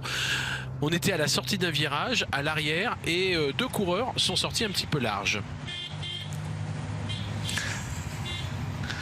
Bon, on n'a pas l'image pour l'instant, mais quand on vous la remontrera tout à l'heure, hein, quand elle sera prête. Pour l'instant, elle n'est pas prête. Alors, on a ces 8 coureurs qui, pour l'instant, se relaient. Et derrière, Patrick, on a une 4e équipe. Hein. On a l'équipe Quick-Step aussi, hein, qui est là pour rouler. Alors, on l'a dit tout à l'heure. Non, mais je crois pas qu'il a dit. Je crois qu'il a dit 3 équipes. Enfin bref, pour Florian Sénéchal, je pense, ou peut-être pour Ballerini au sprint, à voir. À voir, en tout cas pour l'instant, les 4 équipes là qui s'entendent parfaitement. Et du coup, l'écart, hein, qui est en train de chuter. Hein. On voit 47 secondes. Donc on est tombé sous la minute maintenant, ça va commencer à devenir compliqué, très nerveux. Déjà oui, compliqué pour l'échappée. Bon, on peut le dire, hein, c'est terminé pour l'échappée, mais ça va commencer, on le voit, hein, de toute façon il y a de la tension dans le peloton, on commence à venir se replacer. Alors je vous rappelle que devant dans cette échappée il y a Pierre Roland avec Thomas Delphis. D'ailleurs je ne l'ai pas précisé, le coureur d'AG2R Citroën, c'est un stagiaire, hein, lui aussi, dans cette formation française. Il y a beaucoup, c'est un peu l'échappée des stagiaires. Alors je ne parle pas évidemment pour Pierre Roland, mais il faut toujours quelqu'un pour encadrer les stagiaires. Écoutez justement, écoutez de route de cette échappée. Écoutez ce que disait le capitaine Pierre Roland au départ de cette étape. C'était au micro évidemment de Dorine Jarnias et Théo Barbet-Duquil. Le final, il y a des belles bosses. Après, elles sont quand même courtes. Je pense qu'une échappée bien composée comme hier peut aller assez loin parce que ici c'est que des équipes de 6 et du coup c'est difficile de fermer l'écart sur un groupe de plus de 7-8 coureurs. Et après, je pense que si ça se regroupe, si les UAE roulent, voilà, ça sera un sprint, mais en comité réduit avec les difficultés dans le final. Eh bien voilà, bien résumé. Puis en fait, quand on tient ces propos, on comprend que finalement, ils mettent en application ce en quoi ils croient. Oui, il avait prévu, je pense qu'ils avaient prévu dans son équipe, alors lui ou un autre, je pense, devait certainement prendre l'échappée si elle était composée de 7, 8, voire plus de coureurs. C'est ce qu'ils ont réussi à faire. Malheureusement, l'écart là se réduit fortement. On a fait passer les voitures, des voitures neutres qui étaient derrière l'échappée. On va être à moins de 30 secondes bientôt d'avance pour ces hommes que vous avez ici en tête. Ça va être compliqué. Là, le scénario, on est plus sur un regroupement général au pied des deux dernières difficultés. Alors effectivement, on va arriver dans les 15 derniers kilomètres à cet enchaînement de 2 côtes. Avec ce qu'il a fait en tête, Pierre Rolland, il ne peut pas espérer accompagner les coups dans les deux bosses. Je pense que c'est... on va voir, mais ça va être compliqué. En tout cas, il va tenter. C'est sûr, il a été prendre des bonifs. Je pense que là, il va certainement reprendre. C'est dans 1 km 500 le prochain sprint. Donc je pense qu'il va faire en sorte de passer encore une fois en tête. On verra, tout dépend combien ils arrivent devant. C'est sûr que s'il n'y a que 15 coureurs, non, il n'y sera pas. Par contre, s'il y a 30, 40 coureurs, là, clairement, Pierre peut encore être devant. En tout cas, depuis tout à l'heure, même si on a essayé de rouler vite dans l'échappée, là, on est à 1 km du sprint. J'ai l'impression qu'on n'a pas mis tout... Enfin, on n'a pas tout mis quand même dans l'échappée. On voit les coureurs... on a quand même encore une belle homogénéité. Voilà, il n'y a pas de coureurs vraiment... Il y en a eu un qui s'est fait distancer, mais j'ai l'impression qu'il reste de la réserve quand même. Ce que vous êtes en train de dire, c'est que cette échappée risque de se recomposer, notamment en venant... alors, est-ce qu'ils seront encore devant au pied de la bosse? Peut-être pas, parce qu'il y a encore quelques kilomètres. Il restera presque... combien? Il restera 4-5 km avant d'aller chercher le pied, je pense pas. Le sprint intermédiaire, donc. Sur la ligne d'arrivée, précise. Et on passe sur la ligne d'arrivée et on va aller chercher, effectivement, avec cette boucle d'une vingtaine de kilomètres, les 2 côtes principales de cette fin de parcours. Les derniers virages, attention, vous avez vu le petit trottoir là presque pour aller. Pierre va aller faire le sprint ici. Alors, est-ce qu'on va lui disputer ce sprint à Pierre Rolland? On va le laisser. On rappelle que tous les autres coureurs sont relégués assez loin au classement général. C'est le seul qui était ce matin à 18 secondes, à 15 secondes donc après le premier sprint intermédiaire, et désormais à 12 secondes du leader de la course, Valentin Madouas. Le peloton juste derrière, vous avez vu, il y a moins de 20 secondes là, à mon avis. Là, il faut faire doubler les motos, parce que ça va arriver très vite là. C'est ce qu'essaye de faire le régulateur avec le casque rouge là. Mais... Là, il y a beaucoup trop de motos là. Petit embouteillage quand même. Embouteillage de moto, mais bon, allez, ça va. Oui, enfin, faut pas trop traîner quand même. Parce qu'on voit que ça roule très très vite dans le peloton. 19 secondes sur la ligne. Et en ce qui concerne le classement général, donc avec les 3 secondes supplémentaires empochées par Pierre Rolland, eh bien on va retrouver désormais Pierre Rolland, je l'ai dit, à 12 secondes, c'est-à-dire au même niveau que Florian Sénéchal, qui était 5e ce matin du classement. Après, il faut qu'il finisse dans le temps du vainqueur aussi, Pierre Rolland. Là, ça va être peut-être un peu plus compliqué. On le voit ici en gros plan. Passer la ligne devant Delphis d'AG2R Citroën. Là, c'est Valentin Madouas, le leader de la course, qui lui est au sein du peloton et dont les équipiers ont roulé depuis le début de cette étape pour contrôler cette échappée. Une formation qui a reçu le soutien depuis quelques kilomètres d'autres formations comme Trek Segafredo ou UAE Team Emirates. Et puis également Quick Step. Ouais. Allez, dans 4 km, on est au pied de la première des 2 ascensions là, qui vont s'enchaîner sur le final. La première, 2 km 100, 6% de moyenne.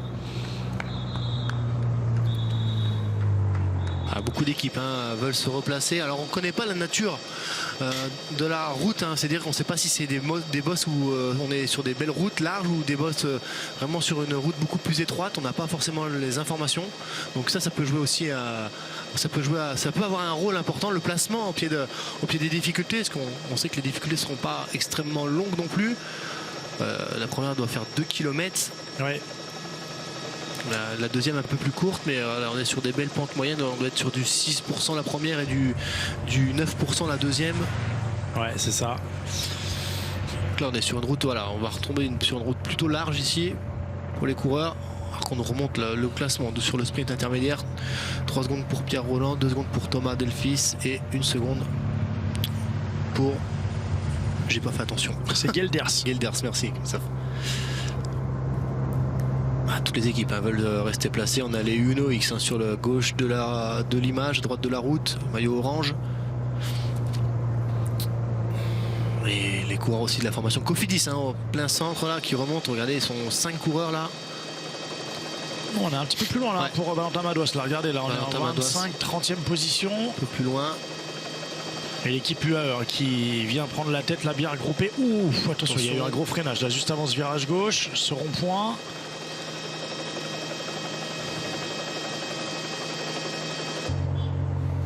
Et on se retourne parce qu'on sait au sein de l'échappée que le peloton est maintenant en vue et que le regroupement est imminent. Allez, Pierre Rolland à la relance. Il insiste un peu, Pierre Rolland. Il ferait mieux de se relever, moi je pense, pour essayer d'avoir un peu d'énergie pour basculer avec le groupe tout à l'heure le groupe de coureurs qui se disputera à l'arrivée. Il y en a qui se sont relevés. Deux déjà. On les voit ici se faire reprendre maintenant par le peloton. Notamment Thomas Delphis qu'on a vu se retourner. Je pense qu'il va essayer de mettre ce qui lui reste comme énergie pour placer Geoffrey Bouchard, Dorian Godon. Dorian Godon, votre favori, c'est ça, pour l'étape du jour, Christophe Riblon. Et vous, Cédric? Matteo Trentin. Matteo Trentin. Vous vous souvenez, Théo, qui l'avait choisi aujourd'hui? Théo Barbet-Duquil, notre envoyé spécial. Théo, il a choisi. On avait dit, c'est un bon choix. Il a pris Kevin Genietz. Kevin Genietz, exactement. Exact. Et vous, Pierre, Patrick? Moi, c'est Patrick. J'ai choisi. Moi, c'est Patrick. Je sais plus. Si, j'ai du Valentin Madouas. Alors que vous ne voyez pas regarder le maillot jaune ce soir, c'était assez logique. Ça va, c'était pas la peine d'insister là-dessus. C'est grand paradoxe de Patrick. Bah oui, il faut jouer sur deux stratégies différentes. On joue pour gagner ou on joue pour être cohérent? Alors que là, c'est la formation BNB Hotel que vous avez ici, là, en première position. On roule pour placer le leader. Valentin Madouas, d'ailleurs, dont on parlait, le leader de la course.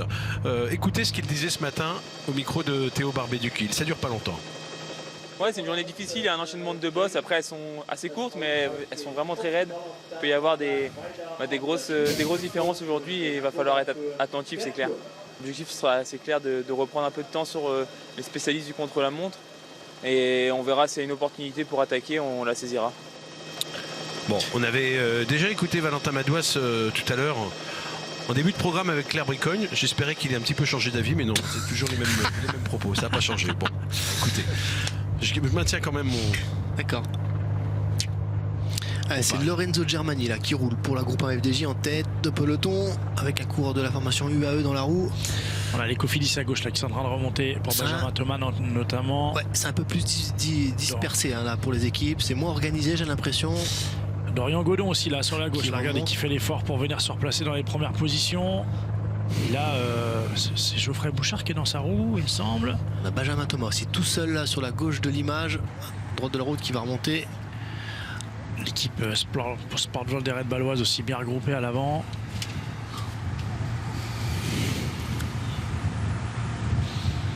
On va y arriver dans la bosse là. Pour Arkea Samsic, ici c'est le jeune Alessandro Verre et le jeune italien de cette formation qui est derrière, qui n'a pas l'air, je pense, en bonne condition. On le voit souvent derrière depuis le début de cette course. Allez, Cofidis maintenant. Gros relais.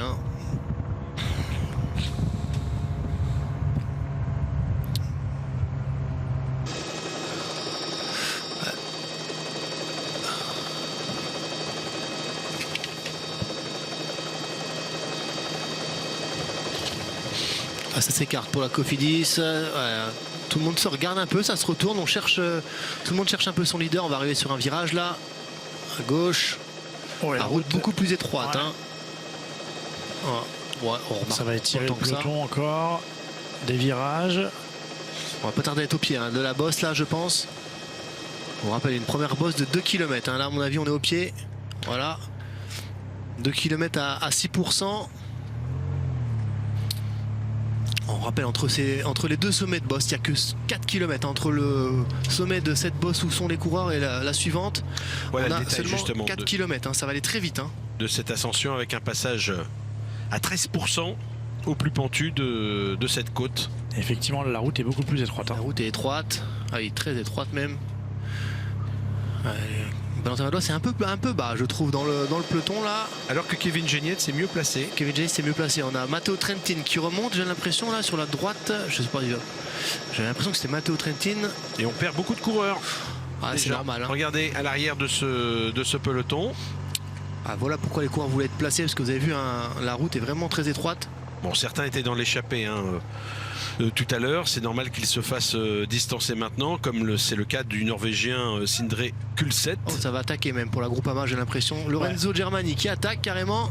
On veut durcir la cour, j'ai l'impression, pour la Groupama. Il faut durcir, hein. Il faut durcir dès cette première bosse, hein. Si on veut faire une sélection. Durcir dans la première et attaquer dans la deuxième pour Valentin Madois ou Kevin Geniet. Exactement. C'est exactement ce qu'il faut faire. Il faut vraiment essorer ce peloton, mettre beaucoup de coureurs en difficulté.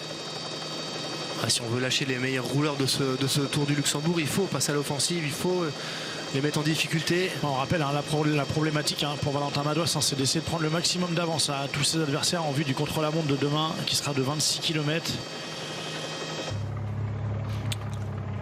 Trentin très bien placé en 3e position. Le maillot bleu, on rappelle, Matteo Trentin de l'équipe UAE, un maillot distinctif, le maillot du classement par points.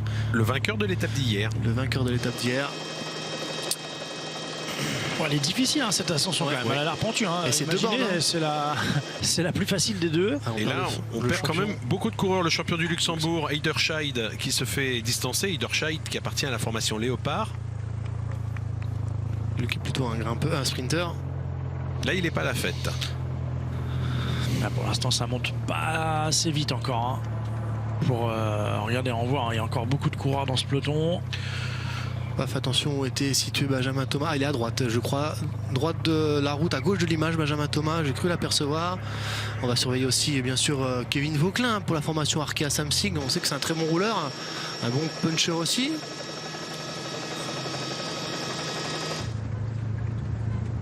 On en a des coureurs d'Arkea Samsic là qui sont dans les 25 premiers. On en a au moins 4. Pierre Rolland qui est là dans les dernières positions du peloton. Elle est vraiment étroite cette route. Allez, on est en train de remonter. Simon Dalby de l'équipe UNEX qui est distancé. 3e avant-dernier là. Pierre Rolland il est en sursis. Ça va être dur pour Pierre Rolland. Oui, parce qu'on peut imaginer que si là ça passe, ça sera plus difficile encore dans la 2e côte. Et puis on ne sait pas, mais si la descente est sur le même type de route, pour aller chercher la prochaine ascension, il va y avoir des cassures dans la descente aussi. Allez, dans 500 mètres, dans 600 mètres à peu près, on est au sommet de cette bosse. 13 km 600 de l'arrivée normalement, si on est bon au niveau du kilométrage.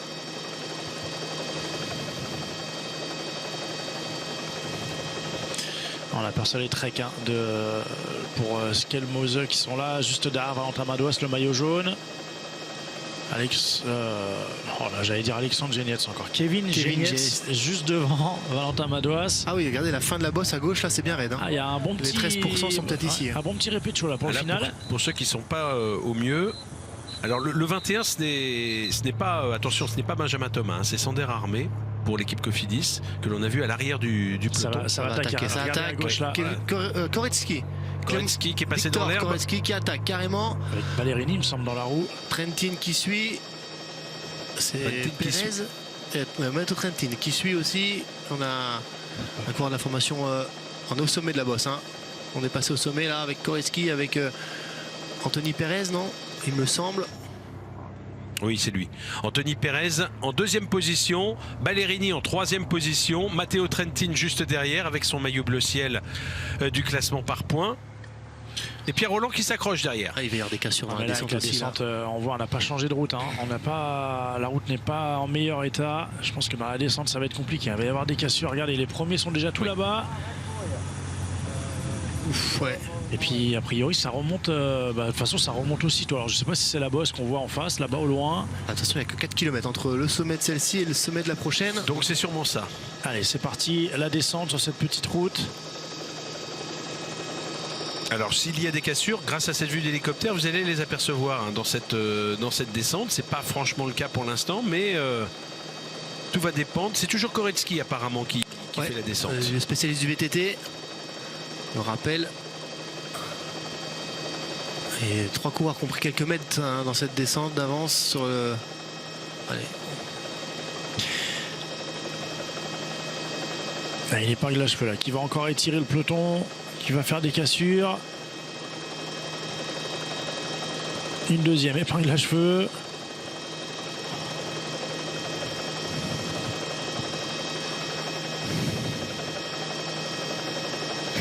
Et on est maximum une 60aine de coureurs dans ce peloton maintenant.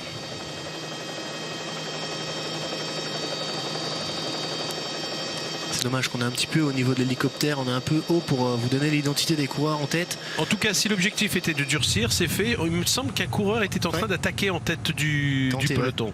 Tenter de passer en tête. Et le sommaire de la prochaine ascension sera à 9 km 600. Hein.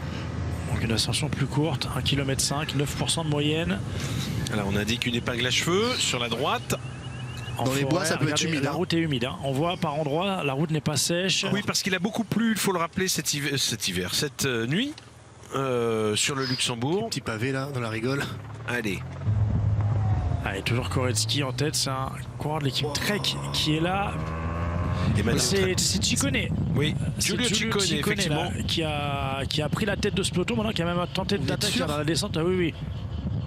Et Trentin n'a jamais quitté les premières positions. Il est là en 3e. C'est un bon descendeur aussi, hein, Matteo Trentin. S'il était placé au sommet, on va pas le distancer comme ça dans la descente. Attention. Ouh là là là. Là, on est au pied de la bosse. Hein. Et ça y est. Directement. Ah bah là, ça va exploser de partout. Là, Ciccone qui fait le pied. On a Skelmoser qui est pas loin. Hein. Regardez, il est là en 5-6e position. On a les coureurs de la formation UAE. Oh, et puis en plus, il y a des petits pavés de ville. Voilà, vous voyez que le plus pentu est au pied de cette ascension. Après, c'est très loin. Sur une pente plus haute. Il y a une cassure. Ouais, Kevin Geniez qui sort. Ouais, Valentin Madois, il est même pas là dans le premier groupe. Hein. Il est pas dans le premier groupe, Valentin.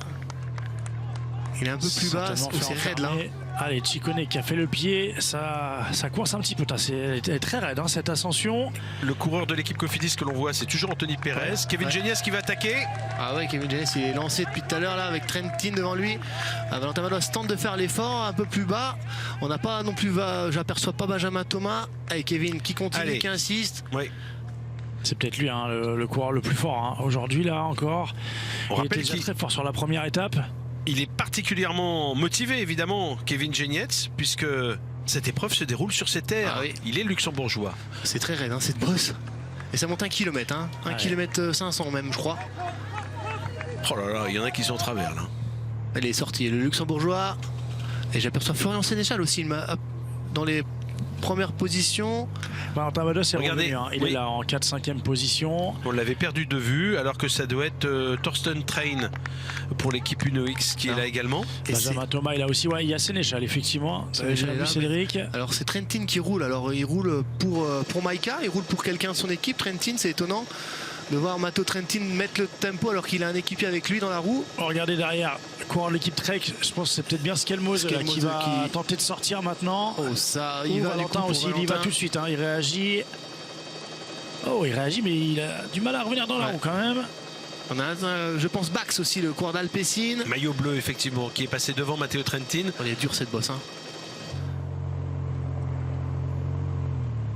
Allez, on va revenir sur Kevin Geniez maintenant. Avec Thorsten Train qui doit relancer une fois de plus. Skelmoser très fort. Hein. Il y a un gap hein, qui est fait, il y a un trou là. Il insiste, Skelmoser. Valentin Madois. Je pense que c'est Bax ou Conchi, mais je pense que c'est Bax. Alors qu'il y a un coureur. Et derrière, c'est Benjamin Thomas qui est en train d'essayer de boucher le trou. Avec un coureur de la formation UAE qui tente de revenir. Et il rattaque Kevin. Et pour l'équipe Arkea Samsic, c'est Kevin Vauclin, je l'on aperçoit là-bas, devant Matteo Trentin. Il y a un écart hein, quand même, attention. Regardez, derrière on réagit. Hein. Si c'est Vauclin, c'est lui qui est en train de réagir. On se regarde, hein. On va se regarder devant pour les 6 hommes devant. Donc il va y avoir un groupement, on va avoir une grosse quinzaine de coureurs là à l'avant. 21 au total. Si on compte les 6 devant, plus ceux qui opèrent la jonction, ça fait 21 coureurs, parmi lesquels Valentin Madois, pardon, le maillot de leader que vous voyez en 4e position. Matteo Trentin, le maillot bleu ciel du classement par points. Et on attaque encore à 500 mètres du sommet. Avec Valentin dans la roue. Hein. Avec Valentin dans la roue. Ah, il va lancer Valentin, j'ai l'impression. On s'est fait un signe entre Valentin et Kevin. Et on a compris hein, derrière que les Groupama FDJ ont décidé de dynamiter cette fin d'ascension. Valentin, il y va. C'est parti. Genietz qui l'a lancé. Et là derrière, est-ce qu'on va pouvoir continuer à suivre? Bah là, il faut... Alors que Genietz n'a pas fait la cassure. Ouais, alors, ça aurait peut-être été mieux de faire la cassure. Il y a toujours Bastien Tronchon qui est là pour l'équipage d'Erstuen. Maxime Bouet qui ferme la marche. Avec Trentin qui est piégé derrière là. Matteo Trentin. On a Dorian Godon là-bas qui est en train de rentrer sur la première partie de ce groupe. Tronchon porte le maillot blanc, vous l'avez aperçu. Maxime Bouet lui, était en dernière position. Maxime qui essaie de rentrer, ouais. On a besoin de souffler là, on est au sommet. Ça y est, on passe au sommet. Je pense que c'est Sutter, le coureur là. On n'a pas réussi quand même en ce qui concerne Madouas et Genietz. On n'a pas réussi à décanter la course. On a un groupe, certes. Ça va Attention, attaquer. ça attaque encore. C'est Skelmos qui va faire la descente. Et là, a priori, on bouge pas. Personne ne réagit. Alors Tout le là, monde a besoin de souffler. Genietz qui a dû dire à Valentin Madouas d'y aller parce que visiblement, il n'était pas en mesure de le faire. Ouais, on va rentrer derrière les 6-7 coureurs là qui sont derrière vont peut-être pouvoir rentrer. On va sur une grande route là, regardez, ça se regarde, UAE n'y va pas. Oui, alors là c'est bien parti pour Skelmos est parti. Alors là, attention, en plus on connaît, bien sûr ses qualités de rouleur, on les a déjà vantées. On est dans les 10 derniers kilomètres, il n'y a plus dans les 9 derniers kilomètres, il n'y a plus de difficultés. Il va y avoir la descente. Skelmos est un excellent rouleur, un très bon finisseur. Là, il faut réagir tout de suite. Et on a Florent Sénéchal encore dans ce groupe, messieurs, on ne l'a pas cité quand même, champion de France. Il était dans ce groupe, effectivement, plutôt à l'arrière, mais bien présent. Skelmos qui se retourne. Et quel est cet équipier? Vous avez dit Sutter qui roule apparemment. Je pense Sutter, moi. Je pense aussi, ouais. Ce grand gabarit. Regardez, on roule pas derrière, on est en train de se regarder. Trentin est là. Allez, on a Maxime Bouet qui est rentré, Bastien Tronchon aussi qui est rentré, et il y a Dorian Godon qui est là, Valentin Madouas, le maillot jaune. Le 24, c'est bien sûr Benjamin Thomas de l'équipe Axel Laurence aussi qui est là. Axel Laurence qui est là aussi pour le sprint, ça c'est bien aussi.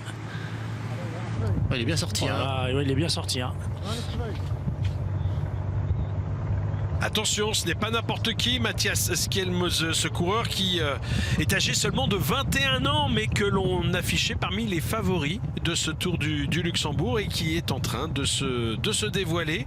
Un coureur que l'on avait vu sur le Tour d'Allemagne, mais il était tombé, il avait dû abandonner, vous vous en souvenez peut-être, puisque cette épreuve, nous l'avions diffusée sur la chaîne L'Équipe, c'était à la fin du mois d'août. Et puis, il avait disputé auparavant le Tour du Danemark, il avait terminé sur le podium, le Tour du Danemark remporté par Christophe Laporte devant Magnus Sheffield, mais Skelmos avait pris la 3e place. Skelmos est à 18 secondes au général de Valentin Madouas. On voit, 23 secondes, c'est pas avec ce groupe-là quand même, ça doit être un autre groupe derrière. Il y a moins que ça, oui. J'ai pris groupe 3. Groupe 3. 3e échelon de la course. Skelmos qui a eu l'occasion également cet été de terminer 2e du Tour de l'Ain derrière Guillaume Martin. On le rappelle, Skelmos a 18 secondes de retard au classement général. Il faudrait qu'il arrive avec de bonus. Ça y est, là il les a. 8 secondes. Il remporte l'étape à ce moment-là. Et on voit que derrière on a quand même du mal à s'organiser. Il y a seulement l'équipe UAE, je crois, qui est en train de rouler. A priori ce serait Joël Sutter.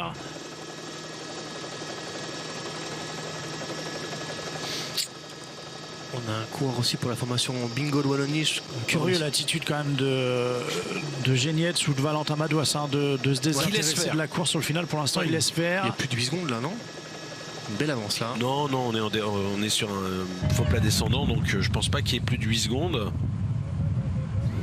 En tout cas, c'est à noter quand même, Skelmos qui s'est pas contenté juste d'attendre le contre-la-montre. Il a attaqué dans l'ascension, il a attaqué au sommet pour faire la descente, il a fait le trou.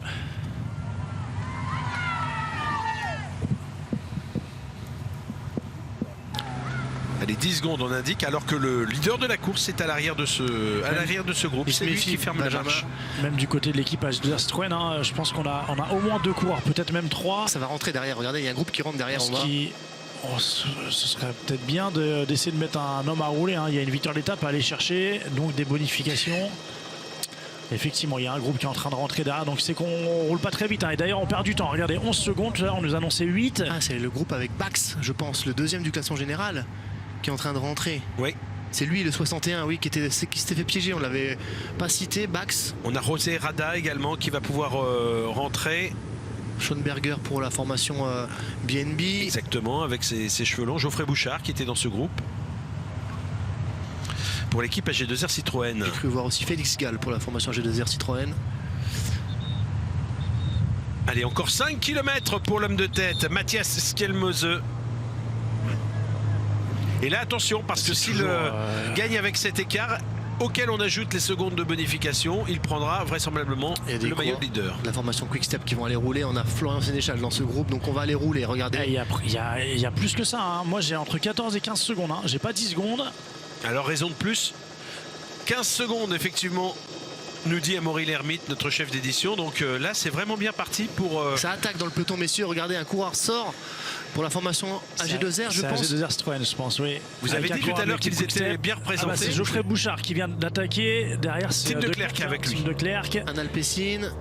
Comme quoi, hein, on s'organise pas dans ce groupe, on n'arrive pas à maintenir un rythme élevé, on n'arrive même pas à reprendre du temps à Skelmose. Du coup, ça donne des idées à certains coureurs de sortir dans ce faux plat là, hein, sur cette belle route. Allez, lui, Skelmose, il a basculé. Hein. Ce faux plat, il va reprendre de la vitesse.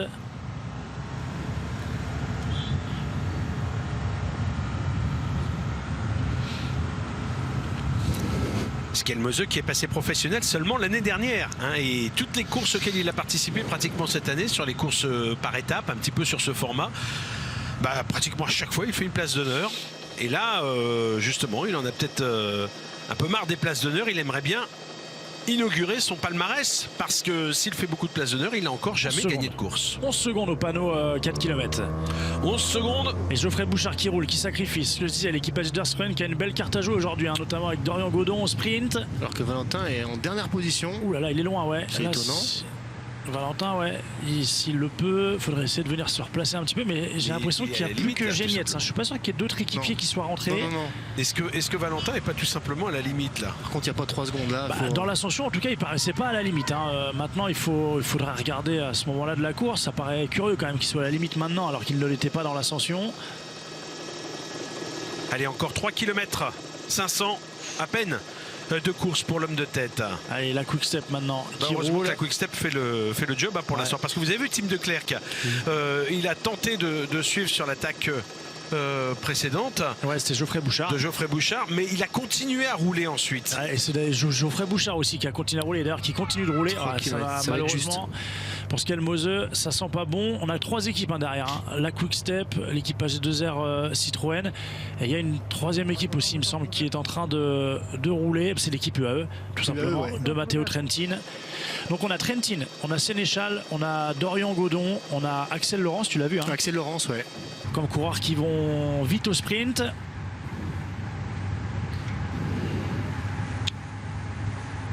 On doit avoir Ballerini aussi, hein, pour la Quick Step, je pense qu'il doit être là aussi. Il y a Maxime Bouet là en dernière position. On a une quarantaine d'hommes. Hein. Je sais pas si Pierre Rolland a réussi à basculer, je crois pas. Je crois pas. Non, je pense pas. Il était trop loin à l'amorce de la descente entre les 2 ascensions. Pierre Rolland qui avait pris 6 secondes de bonification en cours de route en étant dans l'échappée aujourd'hui, mais qui, s'il ne termine pas dans ce groupe-là, n'en tirera aucun bénéfice. On a 3 coureurs quand même de l'équipe BNB, hein, dans ce groupe. Coureurs. D'ailleurs, on est en train de venir les replacer. Je pense que c'est Bonamour, hein, qui est en train de replacer Axel Laurence. Et probablement Victor Koretsky, le 3e homme. En tout cas, il était tout à l'heure à la pointe. Ouais. Allez, Skelmose qui est en train, j'ai l'impression, de se faire reprendre, hein, maintenant, puisque vous le voyez, il reste encore 2 km et Tim de Clercq condamne, pas seul, hein, puisque l'équipe UAE également roule, mais condamne cette échappée. Il y a 4 coureurs de l'équipe AG2R Citroën dans ce groupe. Alors il doit y avoir Bastien Trochon, Dorian Godon, on a dit Geoffrey Bouchard et Félix Gall. Félix Gall aussi. Tout à l'heure le 14, ouais. Félix Gall est bien présent. Voilà ce que voient les échappés, enfin le peloton. Skelmose, l'homme de tête. Bel effort, hein, quand même, malheureusement. Allez, Valentin Madouas qui est en train de se replacer maintenant en vue de l'arrivée. Vaut mieux remonter là. Ouais, il va aller chercher peut-être la route de son équipier Kevin Génietz. À l'amorce de la flamme rouge. Oh, les vagues. Alors, on rappelle peut-être le classement général avant l'arrivée, hein, puisqu'on va arriver à la flamme rouge et que les bonifications, 10 secondes pour le premier, 6 secondes pour le deuxième, 4 secondes pour le troisième, peuvent modifier évidemment sensiblement sur ce le côté, classement Benjamin général. Thomas maintenant qui Benjamin contre, Thomas, Benjamin Thomas qui fait le coup du kilomètre. Et oui, en poursuiteur qu'il est, évidemment. Alors, c'était peut-être un peu téléphoné, en tout cas, on essaye de le suivre, mais là, il y a ces virages qui peuvent malgré tout lui permettre de sortir. C'est bien joué, parce que regardez, on n'a pas réagi tout de suite. Hein, et regardez, le final est quand même assez technique. En tout cas, il est bien sorti. Il a fait un petit trou, au moins par rapport au coureur de l'équipe Alpecin. Il y a un coureur qui le suit. C'est un coureur d'UAE, je crois, qui a pris sa roue. Non, c'est pas UAE. Non, c'est Bolton, non? Ouais, je pense que c'est une équipe. L'équipe néo-zélandaise qui est sorti là. Ouais, ils sont sortis. Attention. On est quoi, à 500 mètres? Ah ouais. Au passage sur ce virage, Alpecin qui roule derrière. Benjamin Thomas toujours devant. Benjamin Thomas qui se dresse sur les pédales pour essayer de devancer les sprinteurs. Les sprinteurs qui sont en train de se lancer maintenant avec Matteo Trentin. Alors que Ballerini emmène une fois de plus Florian Sénéchal. Est-ce que ça va tenir? Il va gagner, Bolton. Eh bien non, le coureur de l'équipe Bolton va s'imposer finalement. Il remporte cette étape. Une équipe continentale qui permet à l'un de ses coureurs de s'imposer aujourd'hui devant bien sûr le français, le leader de la formation Cofidis, qui va chercher la deuxième place et qui prendra quand même au passage des secondes de bonification. Tout n'est pas perdu pour Benjamin Thomas, mais il doit être quand même sensiblement déçu. Le coureur qui s'est imposé aujourd'hui, c'est Aaron Gate. On le connaît en plus, Aaron Gate. Aaron Gate qui doit être fou de joie. Il a été le seul à accompagner Benjamin Thomas, qui sportivement évidemment félicite Aaron Gate. Aaron Gate est un coureur âgé de 31 ans que l'on a vu gagner cette année le Tour d'Hélas, une épreuve par étape disputée en Grèce. On revoit.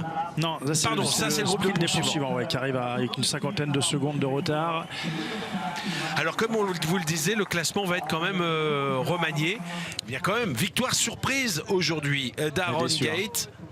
Déçu, hein, Valentin, pardon Patrick, je vous ai coupé, mais il semble vraiment déçu. Je pense qu'il avait vraiment d'autres plans pour aujourd'hui. Vous savez pourquoi vous avez déjà entendu parler de ce coureur aussi cette année? C'est qu'il a tout simplement cette année gagné l'épreuve en ligne des Jeux du Commonwealth. Oui. C'était il y a très peu de temps, hein, c'était au mois d'août.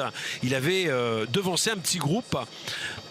Daryl Impey, notamment dans un groupe d'échappés de 5 coureurs. Et là, de façon très opportuniste, il a suivi cette attaque. Il était le seul à pouvoir le faire. Cette attaque de Benjamin Thomas, qui ne s'est pas posé de questions. Benjamin Thomas voulait sûrement prendre quelques secondes. Il a réussi d'ailleurs à le faire. Parce qu'il va faire deuxième. 6 secondes. Et donc il prend les 6 secondes de bonification, mais il ne doit pas y avoir d'écart sur la ligne par rapport aux autres sprinteurs. Néanmoins, 6 secondes à la veille d'un contre-la-montre aussi important, eh bien ça le remet dans le match pour la victoire finale, évidemment, dans ce Tour du Luxembourg. Elle est belle, hein, cette image vue d'hélicoptère, on voit bien le Aaron Gate qui s'est bien servi du travail de Benjamin Thomas. Aaron Gate qui a bien profité de l'attaque de Benjamin Thomas, qui lui était sur un autre angle. Il jouait clairement le classement général et les bonifications. Et voilà le vainqueur, donc le lauréat de cette étape aujourd'hui du Tour du Luxembourg. Merci Patrick, Christophe et Cédric. Restez avec nous. L'après-midi cyclisme n'est pas terminé sur la chaîne. L'équipe Aaron Gate donc s'impose, une équipe continentale en effet, coureur 31 ans. On va vous en reparler un petit peu plus. Et puis bien sûr, on ira à la pêche aux interviews avec Théo et Dorine. À tout de suite.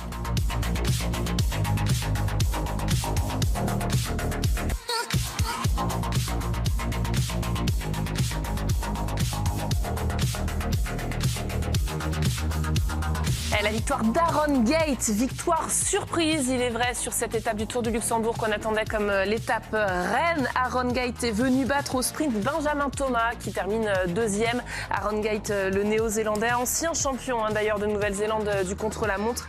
On l'a dit également avec Patrick, il avait gagné la course en ligne des Jeux du Commonwealth cette année. On va vous en reparler plus longuement. On écoutera Patrick aussi à propos de son équipe, la Bolton Equities Black Spock Pro Cycling. Et oui, il faut tout dire parce qu'en effet, ce n'est pas un maillot qu'on a l'habitude de voir sur les courses. Il devance donc Benjamin Thomas. On a aussi d'autres Français qui se sont illustrés.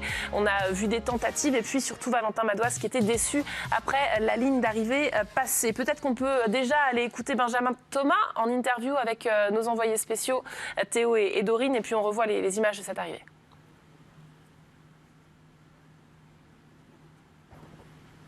c'est bon pour moi. Benjamin, vous avez tenté quelque chose dans le final, ça n'a pas fonctionné, mais il a manqué quelques centaines de mètres. Ouais, j'ai tenté le coup au kilomètre, il y avait un final un peu technique. Et je me suis retourné une dernière fois aux 600 mètres, j'ai vu que j'ai reconnu tout de suite Aaron. Et après j'ai pensé, je me suis dit, bon, si dans la roue ça va être difficile de résister parce que je sais que c'est un sacré finisseur lui aussi. Et j'ai pensé aux bonifications surtout. Voilà, c'est quand même une bonne opération de reprendre 6 secondes. Et puis j'ai tenté, voilà, sur les ascensions, j'étais un peu juste. Et la partie raide m'a pas du tout convenu. Et j'étais content, au sommet j'étais content d'être là dans le groupe de 10-15. Et après au sprint, j'ai vu qu'il y avait Matteo Trentin, Florian Sénéchal. Et ça fait déjà 2 jours qu'on se casse les dents sur eux. Donc j'ai dit oh, pourquoi pas tenter.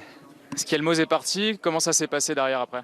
Ouais, Skelmos est parti, il a anticipé. Après voilà, c'est difficile pour un homme seul quand il n'y a pas eu de différence de fait dans la bosse. Il y aurait un petit groupe de 2-3 qui sortent, ça aurait pu être intéressant, mais là tout seul, c'était beaucoup trop dur, sachant qu'il y avait des équipes comme UAE qui avaient encore 3 coureurs en haut, dont Matteo Trentin, c'était sûr que ça allait rouler. Donc de mon côté, je ne me suis pas affolé, j'ai eu des coéquipiers qui sont rentrés aussi derrière, qui m'ont filé un coup de main pour me replacer. Donc on ne s'est pas affolé et au final, c'est une bonne journée pour nous. Bon, c'est de bon augure pour demain quand même. Ouais, c'est de bon augure, il reste plus dur à faire. Merci Benjamin, à demain. Demain, le plus dur à faire, en effet, parce que Théo a raison, il y aura un contre-la-montre demain qui est un des terrains favoris de Benjamin Thomas. Alors, bien sûr, on va reparler du comportement du Français. On revoit cette arrivée, le sprint d'Aaron Gate. C'est intéressant, Christophe et Cédric, ce qu'a dit Benjamin. J'ai vu Aaron Gate derrière, je connais sa pointe de vitesse, je savais que c'était mort, quasiment, c'est ce qu'il nous dit dans l'interview. C'est un coureur qui est passé par Aquablue, on s'en souvient, une équipe pro-continentale notamment, et qui est maintenant dans cette équipe néo-zélandaise. Mais en effet, là, on voit clairement que la pointe de vitesse d'Aaron Gate a fait toute la différence. Ouais, ça a fait toute la différence. Il faut quand même savoir que c'est un pistard à la base. On connaît bien sûr tout le palmarès de Benjamin Thomas sur la piste, donc c'est des coureurs qui se connaissent très très bien. Et effectivement, il l'a reconnu tout de suite. Après, voilà, il a changé son fusil d'épaule. Il nous l'a dit. Voilà, il était là pour le général pour essayer de prendre le maximum de temps de bonification. Tant pis, la victoire d'étape, il a bien senti que c'était cuit, mais bon, de toute façon, il était trop tard pour jouer avec Aaron Gate et pour essayer de le faire passer à ce moment-là. Tant pis pour la victoire, mais voilà, il y avait deux pistards à l'avant aujourd'hui. Ouais, vous précisez ça, c'est vrai qu'il avait terminé sur le podium aux Jeux Olympiques de Londres avec la médaille de bronze de poursuite par équipe Aaron Gate. Patrick, on peut peut-être s'interroger sur son équipe à Aaron Gate qui n'est pas si vieille que ça. Alors c'est une équipe qui en tout cas gagne beaucoup de courses parce qu'elle a déjà 15 victoires cette saison, c'est quand même assez remarquable. Alors ce ne sont pas des courses que l'on montre le plus souvent à la télévision, mais il ne faut pas résumer non plus le palmarès de cette équipe néo-zélandaise, je dirais, au calendrier océanien. C'est une équipe qui est venue, on l'a dit, s'imposer en Grèce sur le Tour d'Elias avec Aaron Gate, qui est venue également sur la Ronde de l'Oise, une épreuve de classe 2, où James Fouché, rappelez-vous, qui était échappé hier, s'était imposé, et elle gagne également dans d'autres épreuves, en Hongrie, en Roumanie cette saison, et sur le Tour du Luxembourg, mais néanmoins en Pro Série, c'est la première fois de l'année qu'elle obtient un si bon résultat. On avait déjà vu Aaron Gate aller chercher une place de 10e sur le Tour de Belgique. C'est son 2e excellent résultat, en tout cas, sur une course de ce niveau cette année. Et c'est pas un tout jeune coureur, l'ancien champion du monde de l'Omnium avait également eu l'occasion je sais plus ce que j'étais en train de dire, on me parlait dans le casque. Bon, c'est pas grave, on s'en fiche. Allez, on retrouve Valentin Madouas. Ouais, Valentin Madouas qui est sur le podium et Théo Barbet-Duquil avec Dorine Jarnias qui est avec Frédéric Guédon. Oui, bonjour Frédéric. Le plan ce matin, Valentin nous le disait, c'était peut-être de gagner un petit peu de temps. Finalement, ça ne l'a pas fait aujourd'hui. Non, vu le parcours, vu le final, on espérait. De toute façon, c'était notre seule chance. C'était attaquer dans les 2 dernières bosses pour durcir la course, puis de reprendre un peu de temps sur les spécialistes du chrono. Ça ne l'a pas fait. On n'en a pas perdu non plus. Donc voilà, on va essayer de rectifier le tir en faisant un bon chrono. Qu'est-ce qu'on peut attendre justement demain assez rapidement ? Qu'il fasse. Je connais Valentin, il est en forme. Le parcours lui convient aussi. C'est pas tout plat, donc il y a deux belles petites bosses, donc c'est pas un désavantage. Donc voilà, on sait que ça va être difficile, mais bon, il va donner son maximum et puis on verra bien. Merci Frédéric, on se voit demain. Merci Théo, merci Dorine, merci Frédéric également. Matteo Trentin qui monte sur le podium à son tour. Christophe, parce que finalement, quand on regarde un petit peu l'arrivée, vous vouliez revenir sur le comportement de Valentin Madouas quand Benjamin Thomas attaque au kilomètre. On a évoqué le fait dans les derniers kilomètres, quand c'était tout plat, Valentin était en dernière position. Patrick s'est posé la question de savoir s'il n'était pas un petit peu fatigué. Et on va regarder sur l'attaque de Benjamin Thomas sur la droite, et Valentin est juste à côté. Et Valentin ne réagit pas. Alors, est-ce qu'il ne réagit pas parce qu'il se fait surprendre, parce qu'il n'y croit pas, ou est-ce qu'il ne réagit pas parce que tout simplement il est peut-être un peu émoussé et fatigué? J'ai pas la réponse, mais en tout cas c'est quand même questionnant de voir le maillot jaune qui ne réagit pas sur l'attaque de Benjamin Thomas sur le final, sachant que Benjamin Thomas, on l'a bien compris, c'est son fil rouge de toute la semaine. C'est peut-être le meilleur coureur en contre-la-montre de ce Tour du Luxembourg, donc c'est vraiment son adversaire le plus direct. Et voilà, sur l'attaque de Benjamin Thomas, Valentin était tout proche et il n'a pas réagi. Alors je sais pas pourquoi, mais en tout cas voilà, ça c'est factuel. Mais le terrain est plus propice à Benjamin aussi sur ce type d'arrivée, non? Non, je crois pas du tout. Non, ce qu'a fait Benjamin, Valentin est complètement en capacité de pouvoir le faire. De sortir comme ça? Oui, bien sûr, s'il arrive de l'arrière, il est tout à fait en capacité de le faire. D'ailleurs, c'est ce qu'il a fait il y a 48 heures. C'est ce qu'il a fait un peu il y a 48 heures, même si on était dans une bosse, donc une configuration un petit peu différente. Mais non, il est complètement capable de faire ce type d'effort. C'est ce qu'il a fait autour du Doubs aussi. Je te coupe, autour du Doubs, il attaque comme ça au kilomètre c'est ça, pour devancer tout le monde. Non, je pense que voilà, Valentin sur le final, et d'ailleurs là on le voit sur le sprint, c'est un petit peu poussif, il va se battre pour essayer de ne pas prendre de cassure.